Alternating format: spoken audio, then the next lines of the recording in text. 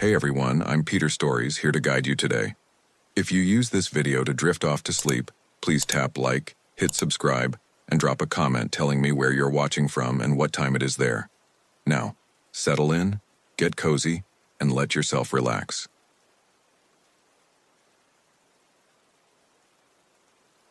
The trail's end. Marcus Reed pulled on his weathered hiking boots at 6:15 a.m., the same ritual he'd performed for 8 years as a ranger, and now continued 3 years after leaving the service. The leather creaked familiar protests as he laced them tight. His coffee sat steaming on the kitchen counter of his small cabin just outside Olympic National Park. Black, no sugar, strong enough to strip paint. The routine anchored him, kept the memories at bay. He checked his pack methodically. GPS unit, compass, first aid kit, emergency blanket, protein bars, water purification tablets, headlamp, rope. The same gear he'd carried through hundreds of search and rescue operations. Today's job was simple: locate Jenny Martinez, a 28-year-old software engineer from Seattle who'd been reported missing after failing to return from a solo day hike on the Hoh River Trail. Her car had been found in the parking area yesterday evening. The October air bit through his flannel shirt as Marcus loaded his pack into the truck. Autumn in the Pacific Northwest meant darkness by 5 p.m. and temperatures that could drop 30 degrees once the sun disappeared behind the mountains. Jenny had been missing for 18 hours. In his experience, that meant she was either injured and couldn't move, or she was dead. Marcus drove the winding Forest Service road toward the Hoh trailhead, his headlights carving through the pre-dawn darkness. Towering Douglas firs and western hemlocks pressed close to the asphalt, their branches heavy with moisture from the previous night's rain. The forest was waking up. He caught glimpses of deer in his peripheral vision, and a great horned owl hooted somewhere in the canopy above. At 7:30 a.m., Marcus parked next to Jenny's blue Honda Civic. The search and rescue coordinator, a competent but inexperienced ranger named Phil Morrison, was waiting with 2 other volunteers. Phil handed him a photo of Jenny, shoulder-length brown hair, brown eyes, wearing a red jacket and black hiking pants. "Trail cameras show her heading up the main trail around noon yesterday," Phil said. "No sign of her coming back down. Weather was clear, so that's not the issue." Marcus studied the photo, then surveyed the trailhead. His first ability kicked in automatically. Exceptional tracking had been his specialty even before joining the Park Service. Most people saw dirt and leaves. Marcus saw stories written in compressed earth and broken twigs. "You check for her emergency contacts?" Marcus asked. "Boyfriend says she's an experienced hiker. Does Mount Rainier regularly. Not the type to get lost on a marked trail." That was the first thing that bothered Marcus. The Hoh River Trail was well maintained and clearly marked for the first 13 miles.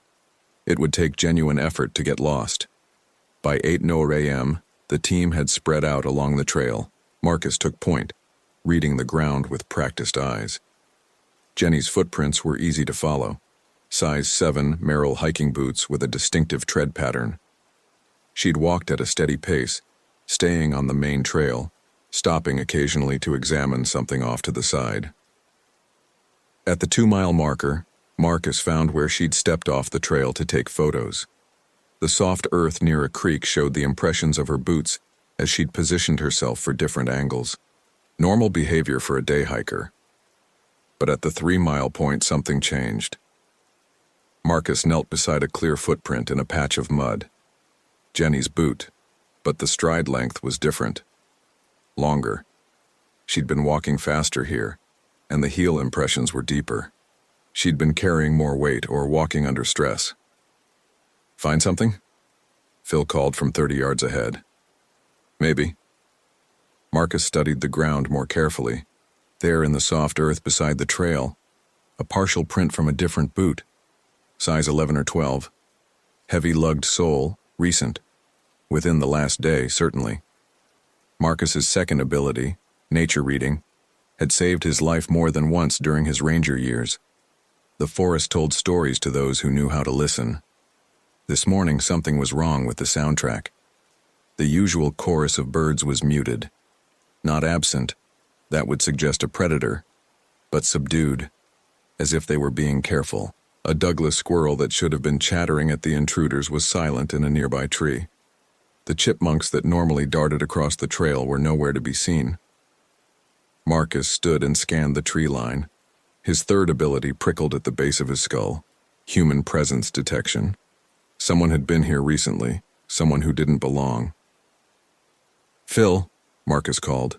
"You said trail cameras only show Jenny going up?" "That's right. Nothing coming back down. Any other hikers yesterday?" Phil checked his notes. 3 parties registered at the trailhead. 2 couples and 1 solo hiker. All checked out fine. Cars gone by evening. But Marcus had found evidence of someone else. Someone who hadn't registered. Someone who was good enough at moving through the forest to avoid the automated trail cameras. At mile 4, the trail crossed a wooden bridge over Taft Creek. Marcus found Jenny's prints approaching the bridge, but on the far side her gait changed again. She'd stopped at the center of the bridge. He could see scuff marks where she'd turned around, possibly looking back at something. Then her prints resumed, but now they showed signs of uncertainty. She'd left the main trail twice in the next half mile, each time returning after a few yards. As if she'd been looking for something, or following something. By 10:30 a.m., Marcus had tracked Jenny's path to the 5-mile point where the main trail intersected with several smaller paths that led to backcountry camping areas. This was where experienced hikers sometimes left the marked trail to explore more remote areas of the park. Jenny's footprints led to the intersection, then stopped. Marcus spent 20 minutes examining the area. The ground was soft from recent rain, perfect for holding impressions. He found where Jenny had stood at the trail junction, shifting her weight from foot to foot. She'd been there for several minutes, considering her options. Then he found what made his blood run cold. The other boot prints, the size 11 or 12 with the lugged sole, were here too. But these prints told a different story. This person had arrived at the intersection first and waited. Hidden in the brush beside the trail, Marcus found compressed vegetation where someone had crouched for an extended period. Someone had been watching Jenny, waiting for her. Marcus keyed his radio. "Phil, I need you to contact the sheriff's department. This isn't a lost hiker situation." "What do you mean?" "I mean someone was following her. This is now a potential crime scene." His fourth ability, investigative intuition, was screaming warnings. Patterns were emerging that spoke of predation and planning. The hidden position at the trail junction wasn't random. It commanded a clear view of anyone approaching from the main trail while remaining concealed. Professional hunters chose positions like this. Marcus continued tracking while waiting for law enforcement backup. Beyond the trail junction, both sets of prints headed northwest on the Glacier Creek Trail, a lesser-used path that wound through dense forest toward the park's backcountry. Jenny's prints showed more urgency now, longer strides, deeper toe impressions. She'd been moving fast. The other prints remained steady, measured, confident. At 11:45 a.m., Marcus found where the pursuit had ended. In a small clearing beside Glacier Creek, the soft earth told a story of violence. Jenny's footprints approached a fallen log that spanned the creek, then stopped abruptly. The ground showed signs of a struggle, scuffed earth, broken branches, disturbed leaf litter. But there was no blood, no torn clothing, no signs that Jenny had been injured here. Instead, Marcus found something that made his skin crawl, a small pile of stones arranged in a perfect spiral pattern on the fallen log. The stones were clean, recently washed in the creek. Someone had taken time to arrange them carefully, artistically. This wasn't random violence. This was theater. Marcus's radio crackled. "Marcus, this is Sheriff Rodriguez. Phil briefed me on your findings. We're sending a forensics team, but it'll take them 2 hours to reach your position. Can you continue tracking?" "Affirmative. But Sheriff, whoever we're dealing with, they're not finished. This feels like the beginning, not the end." "Understood. Be careful, Marcus. Don't take any unnecessary risks." But as Marcus resumed tracking beyond the clearing, he realized that the choice of whether to take risks had been taken away from him. The trail beyond Glacier Creek showed only one set of prints, the size 11 lugged soles. Jenny's footprints had vanished completely. Either she was dead or she was being carried. Marcus's fifth ability, natural orientation, had guided him through countless search operations in conditions where GPS failed and compasses spun uselessly. Even in the densest forest, even on moonless nights, he could sense magnetic north and judge distances by the way sound carried through the trees. Now that ability told him something impossible. The remaining footprints were leading him in a perfect spiral, gradually circling back toward the main trail system, but at a much higher elevation. Whoever he was tracking wasn't trying to escape the area.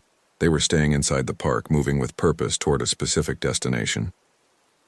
At 1:15 p.m., Marcus discovered the first message. Carved into the bark of a massive western red cedar, fresh enough that sap still wept from the cuts, were two words: "Well done." Marcus stared at the message, his mind racing.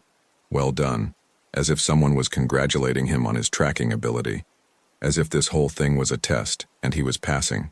His radio remained silent. The forensics team was still an hour away, and Marcus was beginning to understand that he was alone in this. More than alone, he was being evaluated.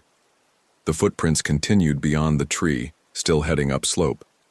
But now Marcus noticed something that raised every alarm his ranger training had installed. The prints were too clear, too perfectly preserved. In terrain, this rocky, any normal hiker would leave partial prints, scuffed marks, disturbed pebbles. These tracks looked like textbook examples from a tracking manual. Someone wanted to be followed. Marcus keyed his radio. "Sheriff Rodriguez, I need to report something else. I'm finding evidence that suggests the perpetrator wants me to follow him. This could be a trap." "Marcus, pull back and wait for backup." "Sir, if Jenny Martinez is still alive, waiting might cost her life."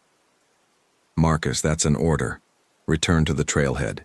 Marcus looked at the carved message on the tree, then at the perfect footprints leading deeper into the forest. His training said obey orders. His experience said that by the time backup arrived, whatever was happening here would be finished. His gut said that Jenny Martinez was alive, and that she was being kept alive for a specific purpose. Marcus clicked off his radio. At 2:09 p.m., the footprints led Marcus to an area he recognized, a series of natural clearings and rock outcroppings about 8 miles from the main trailhead. He'd responded to emergencies here twice during his ranger years. The terrain was difficult, with several steep ravines and areas where a person could easily fall and be injured. It was also an area where someone could disappear completely if they knew what they were doing.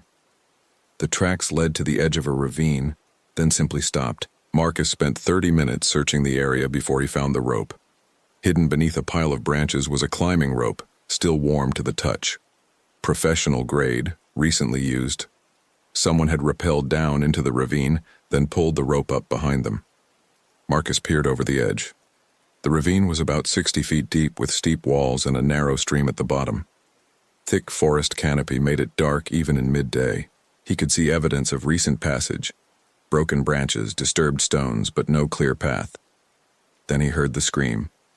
Faint, muffled by distance and forest, but unmistakably human. Female. Coming from somewhere deeper in the ravine system. Marcus didn't hesitate. He anchored his own rope to a sturdy Douglas fir and rappelled into the ravine.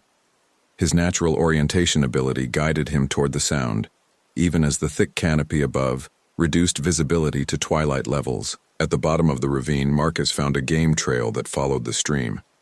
Recent boot prints, the same lug soles, led deeper into the canyon. But now there was something else. Drag marks in the soft earth beside the stream. As if someone was being pulled along, unable to walk under their own power. Marcus followed the trail for 20 minutes before he smelled the smoke. Wood smoke, but with an acrid chemical undertone that didn't belong in a wilderness setting. Someone had built a fire, and they were burning more than just wood. The trail rounded a bend, and Marcus found himself looking at a scene that belonged in a nightmare. In a small clearing beside the stream, someone had constructed an elaborate campsite. Military-style tent, precisely arranged gear, a fire pit with rocks arranged in the same spiral pattern he'd found at Glacier Creek. But it was the tree that dominated the clearing, a massive ancient cedar with a trunk 8 feet in diameter. Jenny Martinez was tied to the tree. She was alive, but barely conscious. Her red jacket had been removed and hung carefully from a nearby branch, like a trophy. Her hands were bound behind the tree with climbing rope, and her ankles were secured with what looked like professional restraints. But she wasn't alone. A man sat beside the fire, adding small objects to the flames. Marcus could see him clearly now, mid-40s, average height and build, wearing high-end outdoor gear. Clean-shaven, with the kind of unremarkable face that would be forgotten 5 minutes after a conversation. The man looked up as Marcus approached and smiled. "Mr. Reed," he said, his voice cultured and calm. "Right on schedule. I was beginning to think you might disappoint me." Marcus drew his knife, a 4-inch fixed blade he'd carried for 8 years. "Let her go." "Oh, I don't think you understand the situation yet." The man stood, moving with careful precision. "My name is Dr. Vincent Carver. I used to teach psychology at the University of Washington before I discovered my true calling. And you, Mr. Reed, are the reason I chose this particular location for today's experiment." "What experiment?" Dr. Carver gestured toward Jenny. "Miss Martinez here was selected somewhat at random, wrong place, wrong time. But you're the real subject of my research. I've been studying your career for months. Your success rate on search and rescue operations was remarkable. 57 successful recoveries out of 62 attempts. That's a 92% success rate in a field where 50% is considered excellent." Marcus edged closer, calculating distances. 20 feet to Jenny, 15 feet to Carver. The doctor was unarmed as far as Marcus could see, but his confidence suggested hidden advantages. "I've been particularly interested in your reputation for finding people in situations where other searchers failed," Carver continued. "They say you have supernatural abilities, that you can track anything, read the forest like a book, sense things others can't. I wanted to test those abilities against superior intelligence and planning." "You're insane." "Am I?" Carver's expression didn't change. 8 years ago, 3 men broke into my home in Bellevue. They killed my wife and 2 daughters for $700 in cash and some jewelry. Random violence, motiveless crime. When the police caught them, do you know what they said? They said they were bored. Carver added another object to the fire. Marcus realized with horror that he was burning photographs. The justice system processed them efficiently. Life sentences, all very civilized. But I began to understand something that night. We're all predators, Mr. Reed. Every human being is a predator pretending to be civilized. The difference between me and those 3 men is that I've stopped pretending. So you became a killer to prove that everyone else is a killer? That's brilliant logic, Doctor. I became honest, Carver corrected. I select my prey carefully based on specific criteria. I give them every chance to prove that humans can transcend their predatory nature. So far, they've all disappointed me. Marcus's 6th ability, spatial memory, was providing him with crucial information. He'd been in this ravine before, during a rescue operation 4 years ago. A rock climber had fallen and broken his leg. Marcus remembered the terrain. This clearing was a dead end surrounded by steep walls on 3 sides. The only exit was the way he'd come in. But that rescue operation had taught him something else. There was a narrow ledge system about 30 feet up the western wall of the ravine, invisible from ground level, but accessible to someone with climbing experience. What do you want from me? Marcus asked. I want to see what happens when someone with your particular skills faces impossible odds. Will your primitive abilities overcome superior intellect? Will you save Miss Martinez, or will you join her? Carver moved to a pack beside his tent and retrieved a pistol, a Glock 19, military issue. He checked the chamber with professional efficiency. The rules are simple, Carver said. You have until sunset, about 90 minutes, to save Miss Martinez and escape this ravine. I'll be hunting you with every advantage I can create. If you succeed, you both go free. If you fail, you both die and I move on to the next experiment. And if I refuse to play your game? Carver aimed the pistol at Jenny's head. Then the experiment ends immediately with a control result. Marcus looked at Jenny, who had regained consciousness and was staring at him with desperate eyes. Her mouth was taped shut, but her expression was clear. She understood the situation and she was trusting him to find a way out. "All right, doctor, but I have one question. What makes you think you're smart enough to beat me at this?" Carver smiled. "Because I've been preparing for this specific encounter for 6 months. I know your service record, your training, your methods. I know you lost your partner in a climbing accident 5 years ago because you trusted your instincts over proper safety protocols. I know you left the Ranger Service because you blamed yourself for that death. I know everything about you, Mr. Reed. Do you know that I've been tracking you for the last 4 hours and you've made at least 3 tactical errors?" The smile faltered slightly. "What errors?" "First, you left that spiral of stones at Glacier Creek. Unnecessary flourish. It told me this was about ego, not efficiency. Second, you carved that message on the tree. That told me you wanted an audience, which means you're not as confident as you pretend. Third, you chose a dead-end location for your final confrontation." "This ravine has only one exit," Carver said. "That works to my advantage. Unless someone knows about the ledge system on the western wall." For the first time, uncertainty flickered across Carver's face. Marcus continued, "You spent months learning about me, Doctor, but you made one crucial mistake. You studied my failures instead of my successes. You focused on the rescue operation where my partner died, but you missed the one 2 weeks later where I saved 3 people from this exact ravine by finding an exit route that doesn't appear on any map." Marcus began moving, not toward Jenny or Carver, but toward the western wall of the ravine. "I'm impressed by your planning," Marcus said, "but you have a fatal flaw. You think like a predator instead of like prey. You planned how to hunt me, but you never considered what I'd do if I stopped running and started hunting you back." Carver raised the pistol. "Stay where you are." "No." Marcus reached the wall and began climbing, using handholds he remembered from his previous visit. "See, the thing about superior intelligence is that it makes you overthink things. You planned for every contingency except the simplest one, that I might just ignore your rules and create my own." The first shot echoed through the ravine as Marcus pulled himself onto the narrow ledge 30 feet above the clearing. The bullet struck the rock inches from his hand, sending chips flying. "You can't get out that way," Carver shouted. "It's a dead end." Marcus smiled grimly. "Doctor, you've been studying the wrong Ranger." The ledge system led to a series of handholds that Marcus had used 4 years ago to reach an injured climber. But more importantly, it connected to a chimney formation that provided access to the top of the ravine, a route that would put him behind Carver's position within 20 minutes. As Marcus began working his way along the ledge, he heard Carver below, moving around the clearing with military precision. The doctor was good, better than good. His movements were those of someone with professional training, and his positioning showed tactical awareness.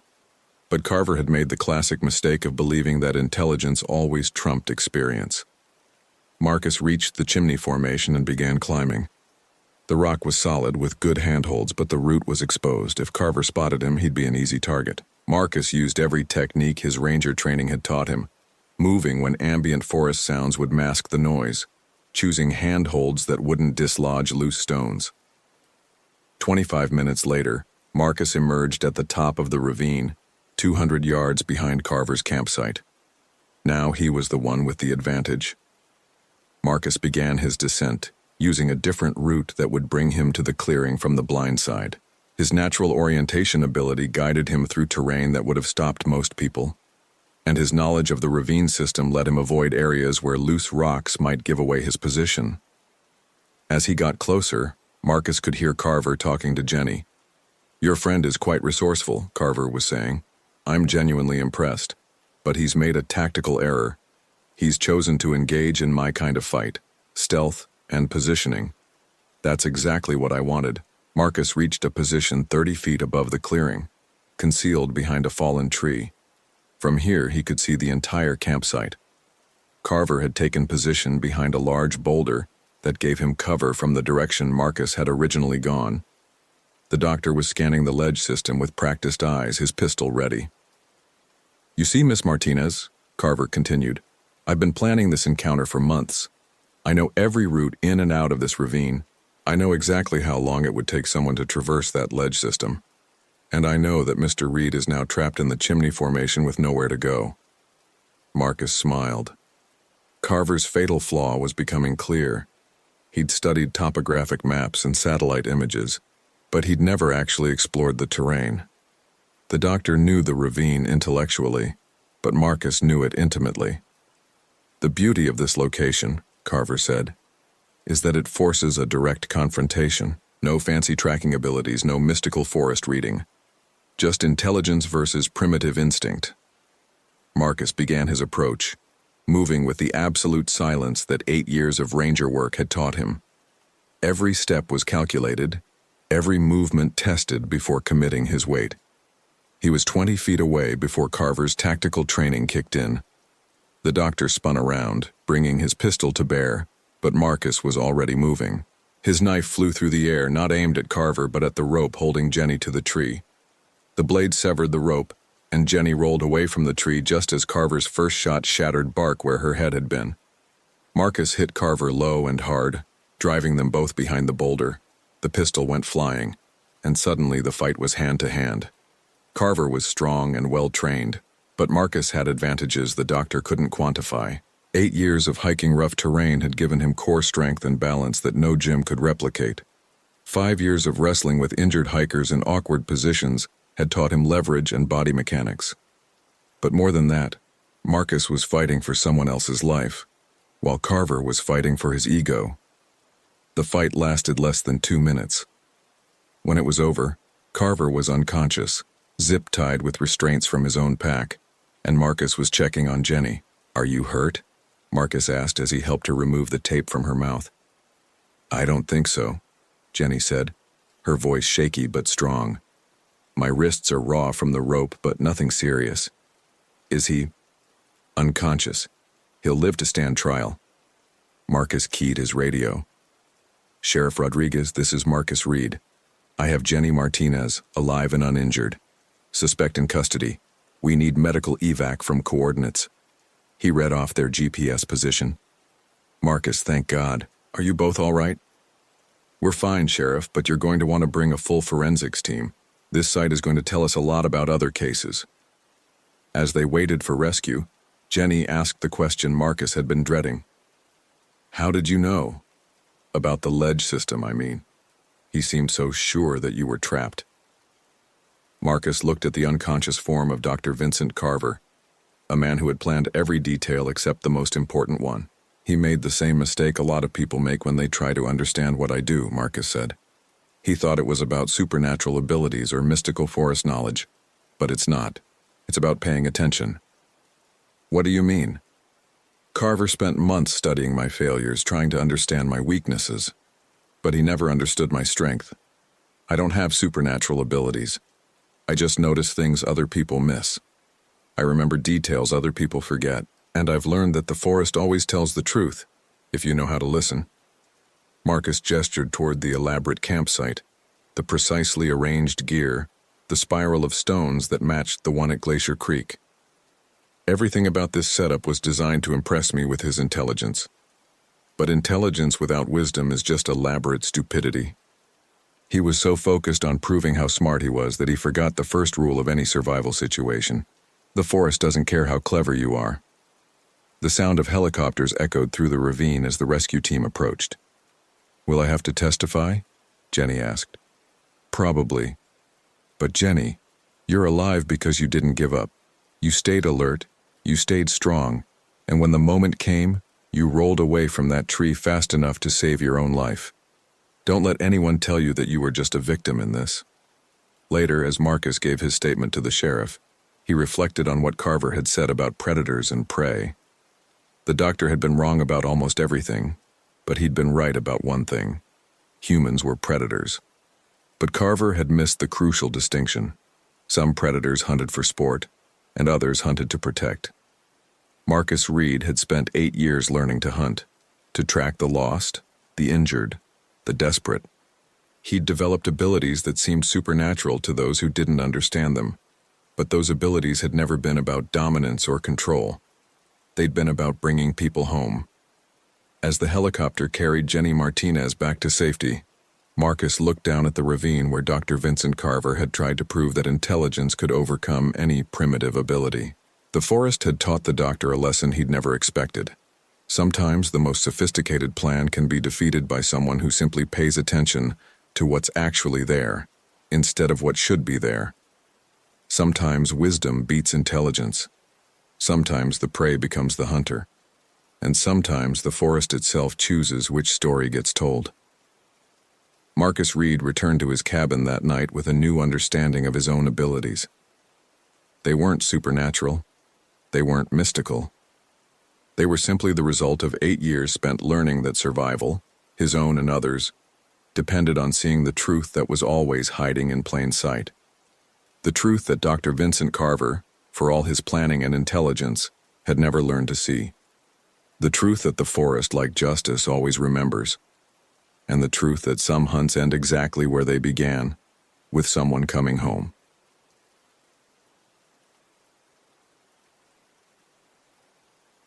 The Predator's Game. Ben Carter's alarm buzzed at 5:30 a.m., same as it had for the past 3 years since he'd left the National Park Service. Old habits. He rolled out of bed, joints protesting the October cold that had seeped through his cabin walls overnight. Outside, Glacier National Park stretched endlessly, the peaks already dusted with early snow that caught the pre-dawn light like broken glass. He dressed methodically, wool base layer, hiking pants, boots with good ankle support. The routine calmed him, same way it had during his 12 years as a ranger.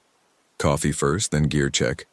Radio clipped to his belt, though he wasn't officially on duty anymore. GPS unit, though he rarely needed it. First aid kit, water, energy bars. The Glock 19 he'd started carrying again last month after the dreams came back. The call had come in around midnight.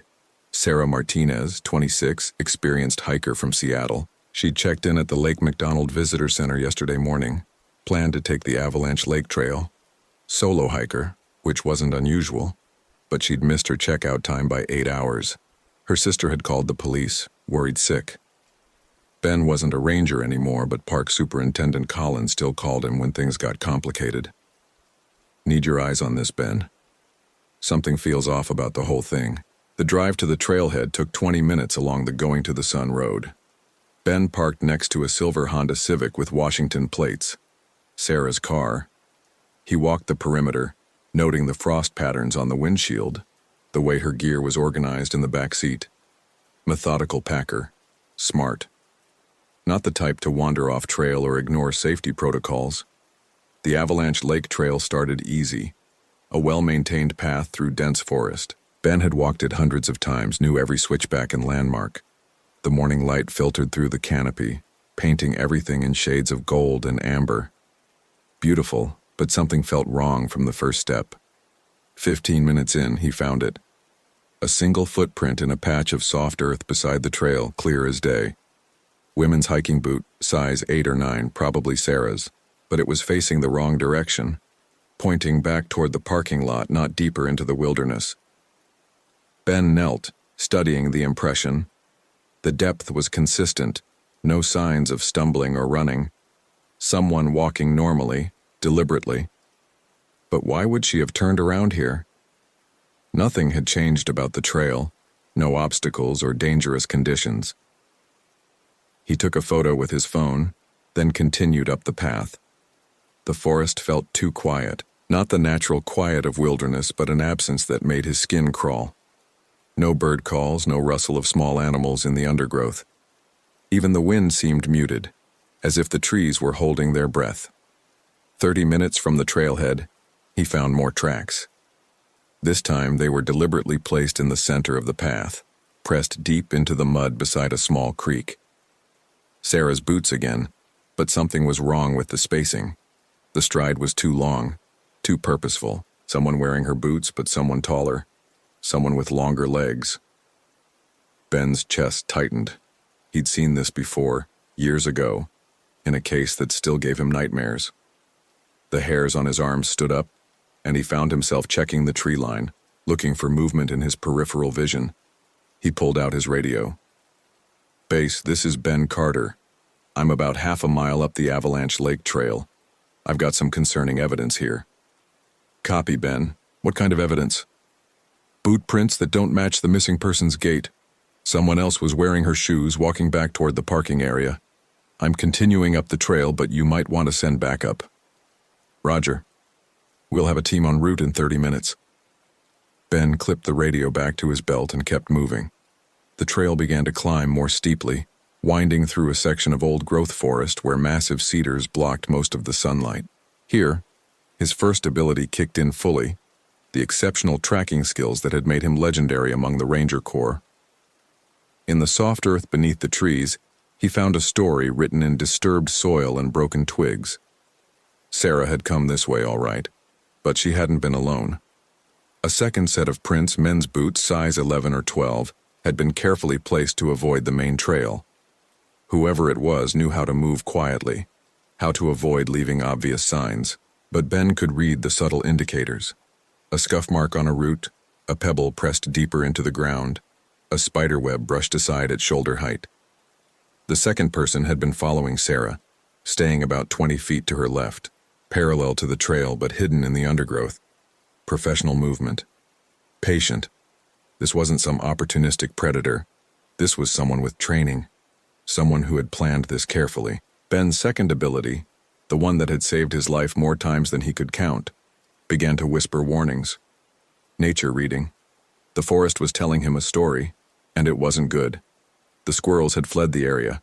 He could see their hasty scratches on tree bark where they'd scrambled to higher ground. A deer trail that should have shown fresh signs was empty, abandoned. Even the insects seemed subdued, their usual buzzing replaced by an ominous stillness. He'd learned to trust these signs during his years in the wilderness. Animals knew when something was wrong, when a predator had moved into their territory. They could sense danger hours before humans caught on. And right now, every creature in this section of forest was screaming the same message: run. But Ben didn't run. He'd never run. Not even during the Thompson case 3 years ago that had nearly broken him. Instead, he slowed down, became more careful, more alert. His third ability was kicking in now. Human presence detection. The skin between his shoulder blades prickled with the unmistakable sensation of being watched. He stopped walking and stood perfectly still, listening. Nothing. But the feeling persisted, stronger now. Someone was out there close enough to observe him, patient enough to remain hidden. Ben turned slowly, scanning the tree line with practiced eyes. A branch moved slightly against the wind, a shadow that seemed too regular, too geometric for the natural chaos of the forest. "I know you're there," he called out, his voice carrying clearly in the still air. "Why don't you save us both some time and come out?" No response, but the feeling of being watched intensified, and Ben realized with cold certainty that whoever was out there was studying him, analyzing his reactions, gathering information. This wasn't random. This was reconnaissance. He continued up the trail, but now he moved differently. His years of experience kicked in, his fourth ability taking over, investigative intuition. Ben had always been able to see patterns that others missed, to piece together seemingly unrelated clues into a coherent picture. And the picture emerging from this forest was deeply disturbing. The timeline was wrong. Sarah had checked in yesterday morning, but the tracks he was following were too fresh, maybe 6 hours old at most. Someone had brought her back to this trail during the night wearing her boots to create a false trail. Why? To buy time, to misdirect the search, to create confusion while they moved her somewhere else. This wasn't a simple abduction. This was sophisticated, calculated. Someone who understood how search and rescue operations worked, how investigators thought, how to manipulate evidence. Someone who had done this before. Ben reached the junction where the main trail split toward Avalanche Lake. To the left, the path continued for another mile to the lake itself. To the right, an unmarked trail led deeper into the backcountry, toward the remote areas where few hikers ventured. The false trail in Sarah's boots went left, toward the lake, exactly where search teams would focus their efforts. But Ben's intuition pulled him right, toward the unmarked trail. He knelt again, studying the ground with intense focus. There, in a patch of bare earth beside a fallen log, a single partial print. Not Sarah's boot this time, but the men's size 12 that had been shadowing her. Fresh, maybe 2 hours old. He followed the unmarked trail for another quarter-mile, his fifth ability keeping him oriented even as the path twisted through dense undergrowth and over rocky terrain. Natural orientation. Ben had never needed a compass in these mountains. He could feel magnetic north like a physical presence, could judge distances and elevations with uncanny accuracy. The skill had saved him during countless rescues, allowing him to navigate in whiteout conditions or complete darkness. The trail ended at a small clearing surrounded by massive boulders, the kind of natural amphitheater that offered concealment from multiple directions. Ben approached carefully, every instinct screaming danger. In the center of the clearing, arranged with almost artistic precision, he found Sarah's backpack, her water bottles, her hiking poles, all laid out like an offering. But no Sarah. Ben examined the items without touching them. No signs of struggle, no blood, no torn fabric. Everything had been carefully placed, deliberately arranged. A message. But what kind of message? His radio crackled. Ben, this is base. Search team is approaching your position. What's your status? Ben was about to respond when he heard it. A low whistle, barely audible, coming from somewhere in the rocks above the clearing. Not a bird call. Human. Deliberate. And somehow mocking. Base. I've found the missing person's gear in a clearing about 1.5 miles up the unmarked trail from the junction. But I think we're dealing with something more complex than a simple missing hiker case. Copy. Team should reach you in 10 minutes. Stay put. Ben ignored the order.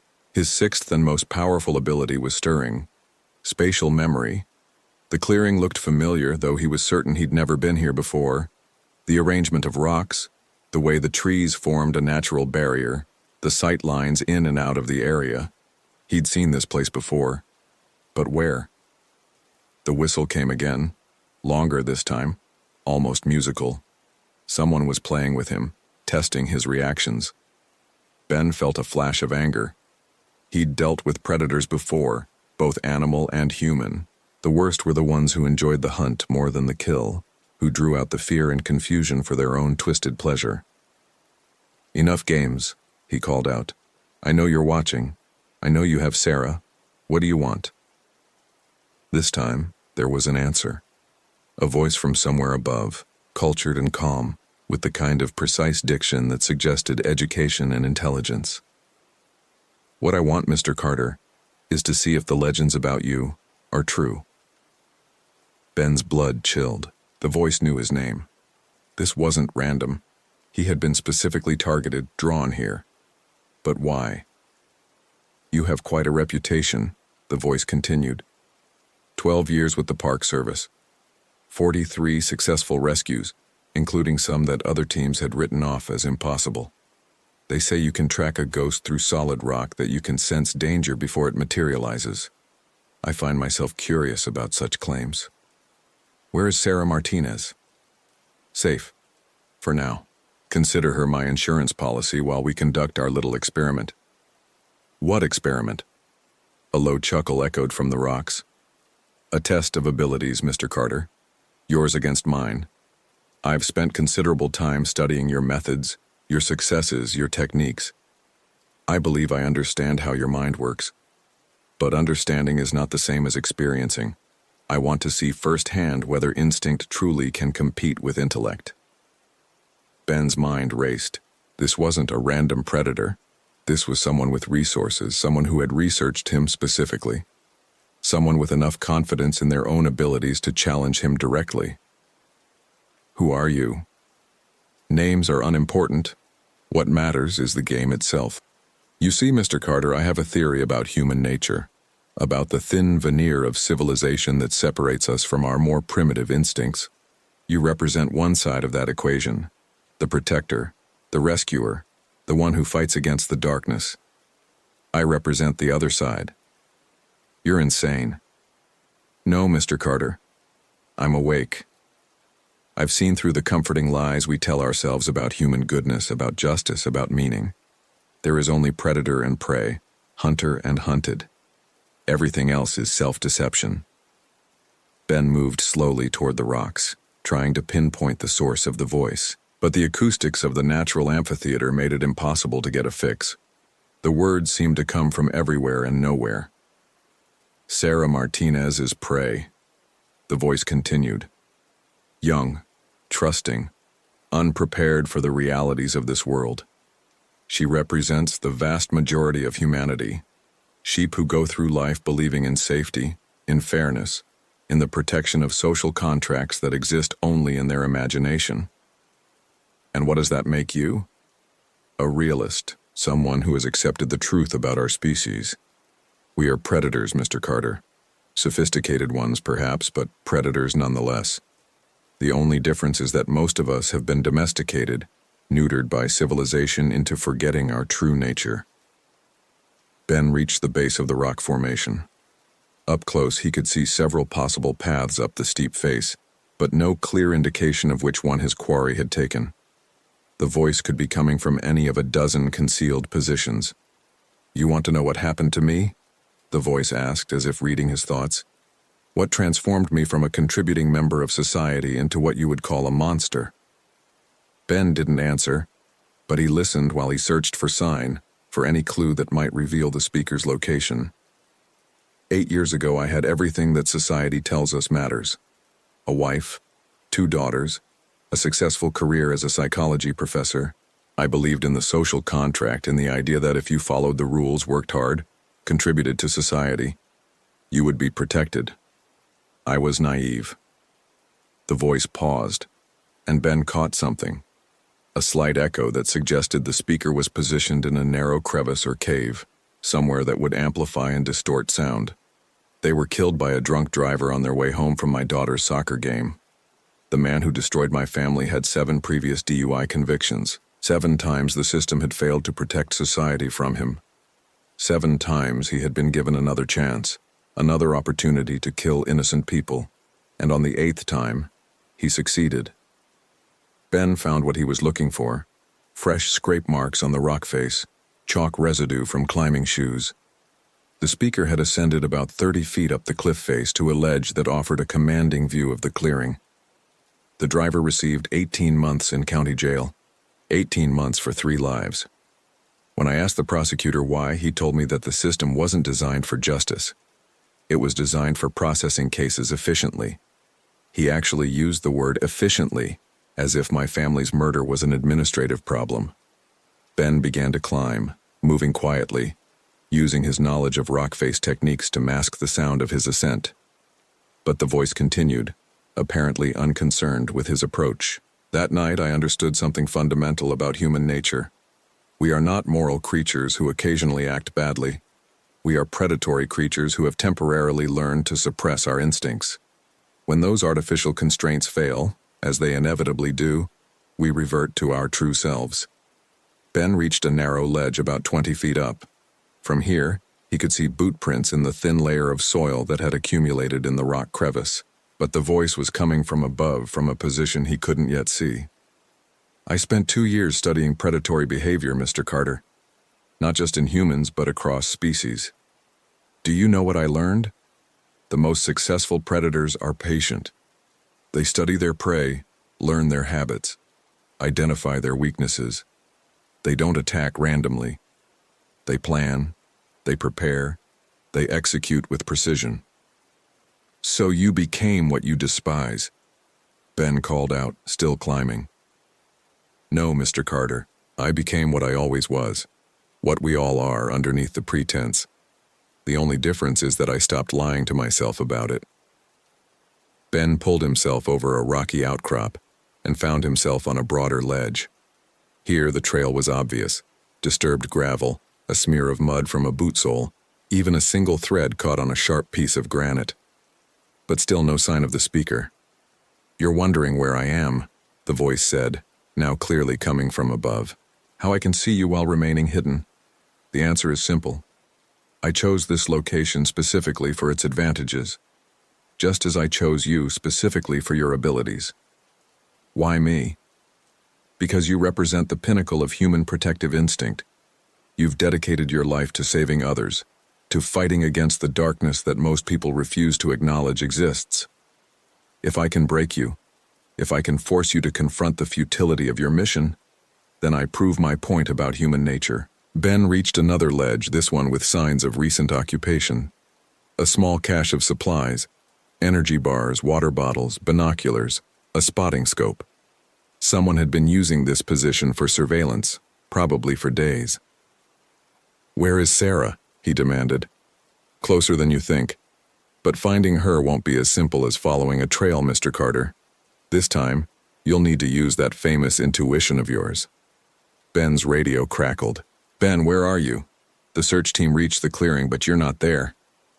Before Ben could respond, the voice spoke again, loud enough for the radio to pick up. "Tell them to search the lake, Ranger Carter. Tell them you found evidence that Ms. Martinez fell through the ice. That should keep them busy for several hours." "Like hell." "Think carefully, Mr. Carter.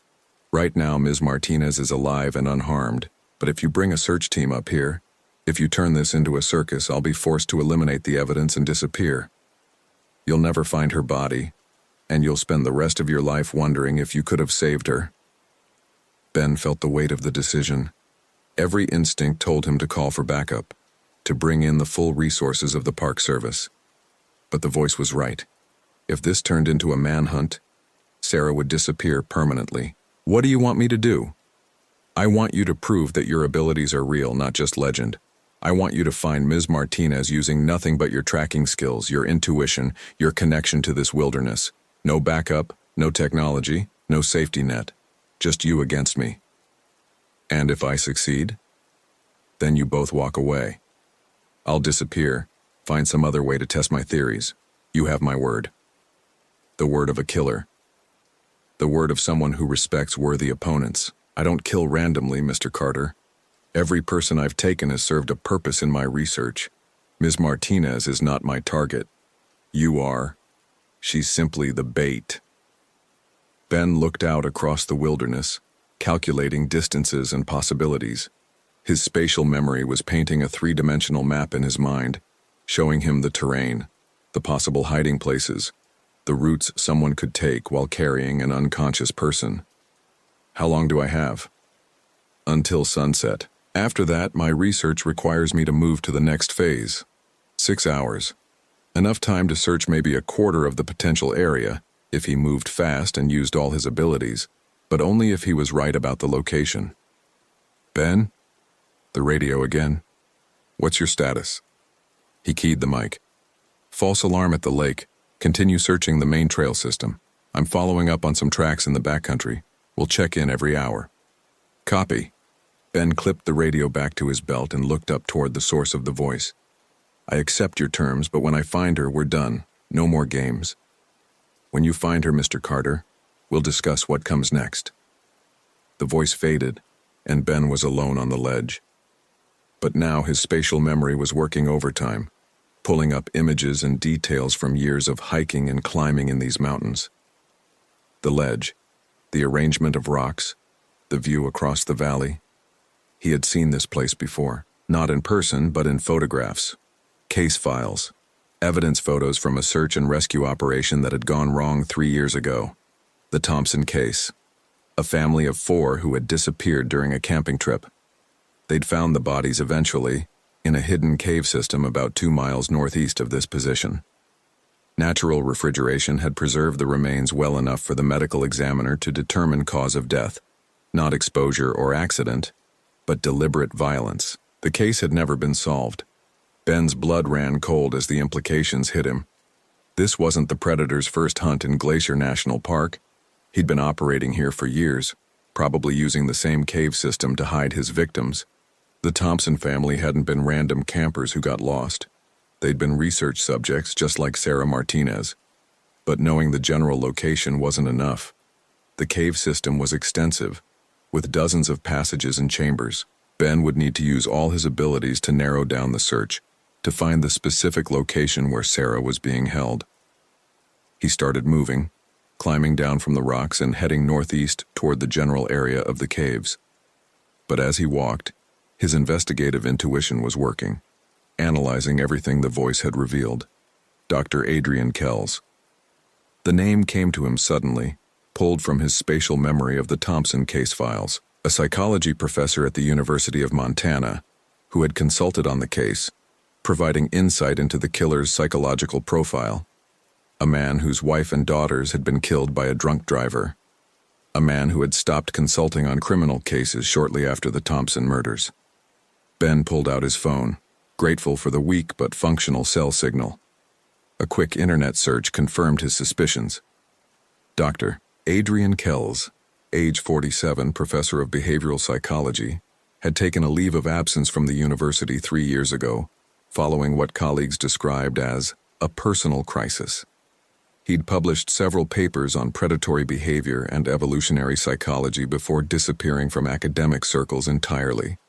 The voice had been telling the truth about his family, about his transformation, but it had left out one crucial detail.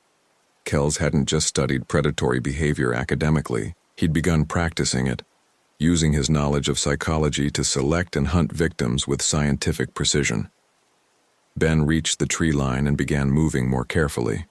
The terrain here was rougher, full of hidden ravines and rocky outcrops that could conceal cave entrances. His nature reading ability was working overtime, interpreting every sign of animal activity, every disturbance in the natural order. And there were disturbances, birds avoiding certain areas, deer trails that abruptly changed direction. Even the way moss grew on certain rocks suggested human activity where there should be none. Someone had been using this area regularly, moving through it with enough frequency to alter the natural patterns. Ben found the first cave entrance 40 minutes later, hidden behind a screen of fallen logs and overgrown brush. But his instincts told him it was wrong.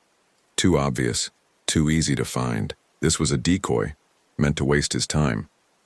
He continued searching, using his tracking skills to look for subtle signs of passage. Boot prints in protected areas, disturbed vegetation, even the faint scent of human activity carried on the wind. His human presence detection ability was working constantly now, that prickle between his shoulder blades that told him he was still being watched, still being evaluated. The second cave entrance was better hidden, accessible only by climbing down a steep ravine and squeezing through a narrow gap between two massive boulders. Ben approached carefully, noting the fresh scrape marks on the rock, the way the vegetation had been trimmed back to allow easier passage. This was it. This was where Kells had taken Sarah.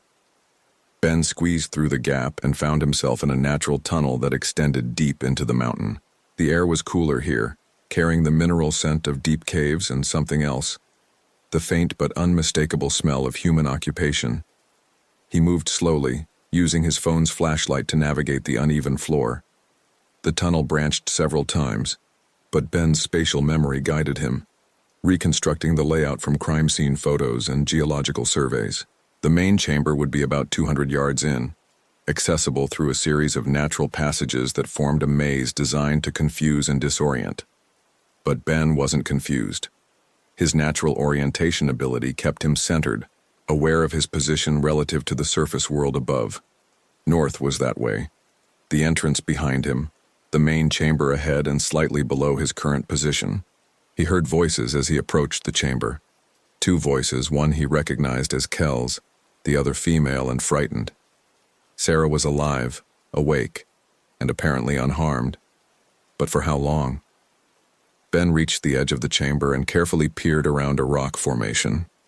The space was larger than he'd expected, maybe 30 feet across, with a high ceiling that disappeared into shadows. Battery-powered LED lanterns provided bright, even illumination that turned the cave into a makeshift laboratory. And that's exactly what it was. Tables covered with equipment, computers, cameras, monitoring devices, even what looked like medical instruments. Charts and graphs covered one wall, tracking data that Ben couldn't read from his position. This wasn't a simple predator's lair. This was a research facility. Sarah sat in a chair near the center of the chamber, her hands zip-tied behind her back but otherwise unrestrained. She looked scared but alert, watching Kells as he moved around the space, adjusting equipment and checking readings on various monitors. Kells himself was not what Ben had expected. Medium height, maybe 5'10", with graying hair and the soft build of an academic. He wore hiking clothes that looked expensive but well used. and he moved with the confidence of someone completely in control of his environment. "Ah, Mr. Carter," Kells said without turning around. "Right on schedule. I was beginning to wonder if you'd lost the trail." Ben stepped into the chamber, his hand resting on the grip of his Glock. "Let her go, Kells. Your research is with me, not her." Kells turned, and Ben saw his face for the first time. Intelligent eyes, the kind that missed nothing. A slight smile that suggested amusement rather than malice. This was a man who genuinely believed he was conducting important work. "Dr. Kells, please," he said. "I didn't spend 6 years earning my doctorate to be called by my last name alone. And you're quite right. My research is focused on you. Ms. Martinez is simply a control variable." "Control variable for what?" "For measuring the extent to which protective instinct can override rational self-interest." Kells gestured toward the monitors and equipment. "You see, Mr. Carter, I've been studying predatory and protective behaviors for several years now. I've learned fascinating things about the neurological responses to extreme stress, about the decision-making processes that govern human behavior in life-or-death situations." Ben moved slowly into the chamber, keeping his distance from both Kells and the equipment. "You're talking about the people you've killed." "I'm talking about research subjects who contributed to our understanding of human nature. Each one taught me something valuable about the mechanisms that drive behavior under stress." "The Thompson family." Kells nodded approvingly. "Very good. Yes, the Thompsons were among my early subjects, a family unit which allowed me to study protective behaviors across different relationship dynamics. The father's willingness to sacrifice himself for his children, the mother's attempt to negotiate for their lives, the children's trust in parental protection even in the face of obvious danger. Fascinating data." Ben felt sick. This man was talking about murder like it was a scientific experiment. "But you, Mr. Carter, represent something different. You've dedicated your career to protecting strangers, to risking your life for people you've never met. I want to understand what drives that behavior. What happens when that protective instinct conflicts with your own survival?" "So you took Sarah to test me." "I created a scenario designed to reveal your true nature. Right now, you have several options. You could try to overpower me physically. You're younger and stronger, and you're armed. You could call for backup, bring in overwhelming force to rescue Ms. Martinez. Or you could try to negotiate, to appeal to whatever humanity remains in me." Kells moved to one of the monitors, his fingers dancing over a keyboard. "But each option comes with consequences. If you attack me, the charges I've placed throughout this cave system will collapse the entrance, trapping all 3 of us underground. If you call for backup, I'll eliminate Ms. Martinez before they arrive. And if you try to negotiate, well, I'm curious to see what you might offer." Ben's mind raced, analyzing the chamber, looking for weaknesses in Kells's setup. The man had thought of everything, planned for every contingency.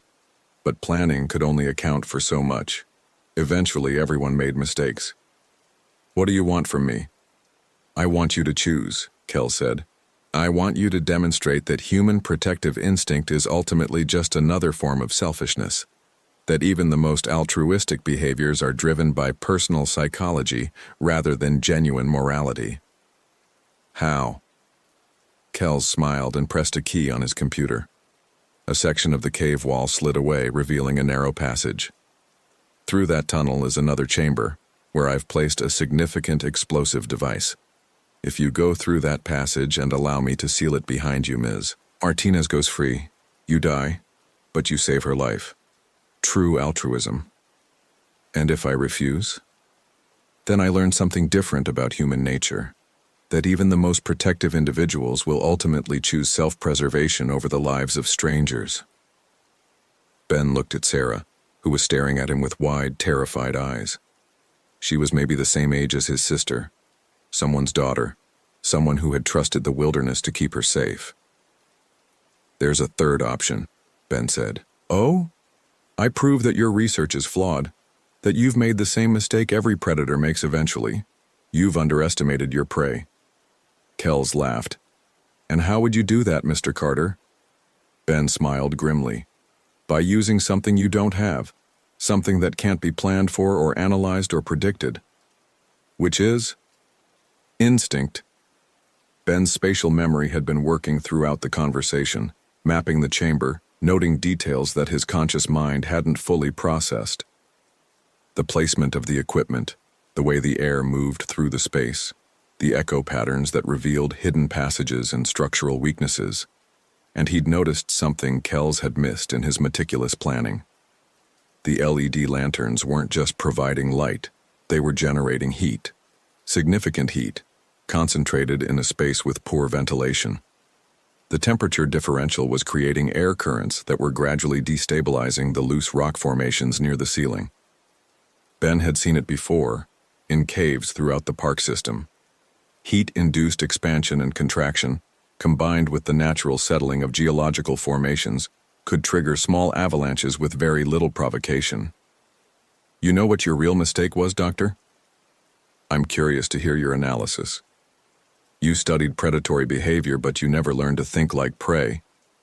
Ben took a step backward, positioning himself near the base of the largest stalactite formation. Prey animals don't just run. They use their environment. They turn the predator's advantages against them. Kells frowned, perhaps sensing that something was wrong with his carefully controlled scenario. Ben continued moving, drawing Kells's attention away from the ceiling. You set up this whole elaborate test, but you forgot the most basic rule of wilderness survival. Always know your exits. What are you talking about? Look up, Doctor. Kells raised his eyes to the ceiling just as Ben grabbed one of the loose rocks from the cave floor and hurled it at the largest stalactite formation. The impact was small, but it was enough to trigger the collapse that thermal stress had been building toward for hours. Tons of rock crashed down in a thunderous roar, smashing the equipment tables and filling the air with choking dust. Ben dove toward Sarah, tackling her chair and rolling both of them behind a natural rock formation just as the main stalactite crashed down where Kells had been standing. When the dust settled, Ben found himself in near total darkness. The LED lanterns had been crushed, leaving only the faint glow from his phone's flashlight. He could hear Sarah coughing, but she seemed to be breathing normally. Sarah, are you hurt? I don't think so. My hands are still tied. Now Ben found his pocket knife and cut the zip ties, freeing her arms. Can you move? Yes, is Dr. Kells dead? Ben played his phone's light across the chamber. Most of the space was now filled with rubble and there was no sign of Kells. But Ben's instincts were screaming warnings. The collapse had been too convenient, too perfectly timed, and Kells was too smart to be caught off guard by something so obvious. I don't know, Ben said, but we need to get out of here. Can you follow me? They made their way carefully through the rubble-strewn chamber, heading back toward the tunnel that led to the surface. But as they reached the entrance to the passage, Ben heard something that made his blood freeze. Slow, deliberate clapping. Very impressive, Mr. Carter. The voice was coming from somewhere behind them, from the ruins of the chamber they'd just left. Kells was alive and he was still in control. You exceeded my expectations, the voice continued. I anticipated that you might try to use the environment against me, but I underestimated your understanding of cave geology. Well done. A powerful flashlight beam cut through the darkness, illuminating Ben and Sarah as they stood at the mouth of the tunnel. Unfortunately, your victory is temporary. You see, I prepared for the possibility of cave-ins. There are multiple ways out of this system, and I know all of them. You, on the other hand, know only the way you came in. The beam moved, and Ben caught a glimpse of Kells emerging from what must have been a concealed passage on the far side of the chamber. He was dusty and had a cut on his forehead, but he was very much alive and apparently uninjured. More importantly, Kells continued, your heroic gesture has trapped you in a section of the cave system that I can control completely. The passage behind you leads to the surface, but I can seal it with another controlled explosion. The passages ahead lead deeper into the mountain, where you'll eventually run out of air, water, or both. Ben grabbed Sarah's hand and started moving into the tunnel. They had to try for the surface, had to hope they could outrun whatever trap Kells had prepared. But as they ran through the narrow passage, Ben heard the unmistakable sound of explosives detonating behind them. Rock dust filled the air, and the tunnel shook violently. When they reached the point where the passage should have opened to the outside world, they found only rubble. The exit was sealed. They were trapped. Ben's phone showed no signal, and the battery was getting low. They had maybe 2 hours of light left, and after that they'd be stumbling through absolute darkness. "What do we do now?" Sarah whispered. Ben thought about it, drawing on his spatial memory, his knowledge of the cave system, his understanding of Kells's psychology. The man was brilliant, but he was also arrogant. He'd made the cave-in appear to be Ben's victory, but it had actually been part of his plan all along. He'd wanted them trapped, wanted to study their behavior as they faced slow death in the darkness. But Kells had made one crucial error. He'd assumed that Ben's knowledge of the cave system was limited to the maps and surveys available to the Park Service. He didn't know about Ben's sixth ability, the one that made him legendary among search and rescue teams: spatial memory. The ability to reconstruct three-dimensional environments from limited information, to navigate by pure instinct even in places he'd never been before. "We go deeper," Ben said. "What?" "That's exactly what he wants us to do." "No, it's what he expects us to do. There's a difference." Ben started moving back into the cave system, away from the sealed exit. Kells has been using these caves for research, which means he's mapped the main passages, the obvious routes. But he's a psychologist, not a caver. He doesn't think three-dimensionally the way someone who lives in the wilderness does. They moved deeper into the mountain, following passages that seemed to lead nowhere. But Ben's spatial memory was working, reconstructing the cave system from geological principles, water flow patterns, air movement. Caves weren't random. They followed the path of least resistance through the rock, creating predictable patterns that could be read like a book if you knew how. 20 minutes later, they found what Ben was looking for: a narrow chimney that led upward through the rock, following what had once been an underground river. It was a tight squeeze, barely wide enough for a human body, but it led toward the surface. "I can't," Sarah said, looking at the narrow opening. "I'm claustrophobic." "You can," Ben said. "I'll be right behind you, and this leads to freedom." They climbed for what felt like hours, squeezing through passages that barely accommodated their bodies, following an ancient watercourse that had carved its way through solid rock over thousands of years. Ben's natural orientation ability kept them moving in the right direction, even when the passage twisted and doubled back on itself. Finally, miraculously, they saw light ahead, real light, not the artificial glow of flashlights, but the clean white radiance of overcast sky. They emerged through a crack in the rock face, about a mile from where they'd entered the cave system, high on a ridge overlooking the valley. Ben immediately pulled out his radio. "Base, this is Ben Carter. I have Sarah Martinez. We're alive and uninjured, but we need immediate backup. The suspect is Dr. Adrian Kells, former University of Montana psychology professor. He's armed and extremely dangerous, and he's still in the cave system." "Copy, Ben. Medical and law enforcement en route. What's your position?" Ben gave their coordinates and sat down heavily on a boulder, exhaustion finally catching up with him. Sarah was crying with relief, but she was safe. That was what mattered. "How did you know?" she asked. "How did you know about the passage?" "Experience," Ben said, "and trust in abilities that can't be analyzed or predicted." An hour later, the area swarmed with federal agents, park rangers, and cave rescue specialists. They sealed the known entrances to the cave system and began a methodical search for Kells. But Ben knew they wouldn't find him. The man was too smart, too prepared. He'd have escape routes they hadn't discovered, contingency plans they couldn't imagine. 3 days later, they found evidence that Kells had indeed escaped. Supplies cached near a remote cave entrance, tire tracks at an abandoned logging road, evidence of careful planning and preparation. The FBI put him on their most wanted list, but Ben suspected it would be years before anyone saw Dr. Adrian Kells again, if ever. The experience changed Ben in ways he was still discovering. He returned to work with the Park Service, but now he understood something fundamental about the nature of evil. about the kind of intelligence that could turn human knowledge against humanity itself. But he also understood something about the power of instinct, about abilities that couldn't be quantified or replicated. Kells had been brilliant, but brilliance wasn't everything. Sometimes the difference between life and death came down to trusting senses that evolution had spent millions of years developing, to believing in abilities that existed beyond the reach of rational analysis. Sarah Martinez returned to Seattle with a story she'd never fully tell, scars that would heal slowly, and a new appreciation for the protective instincts that had saved her life. She sent Ben a card 3 months later, simple and heartfelt. "Thank you for proving that heroes still exist."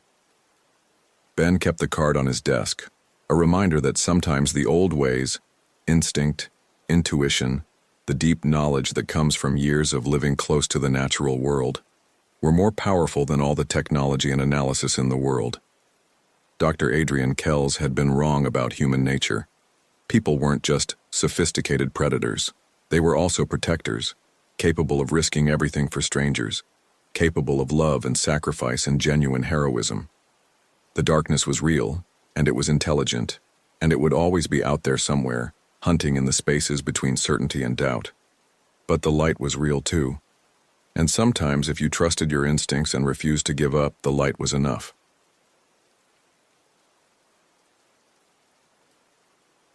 The watcher in Olympic Alex Turner adjusted the strap of his day pack at 6:47 a.m., watching his breath form small clouds in the crisp October air.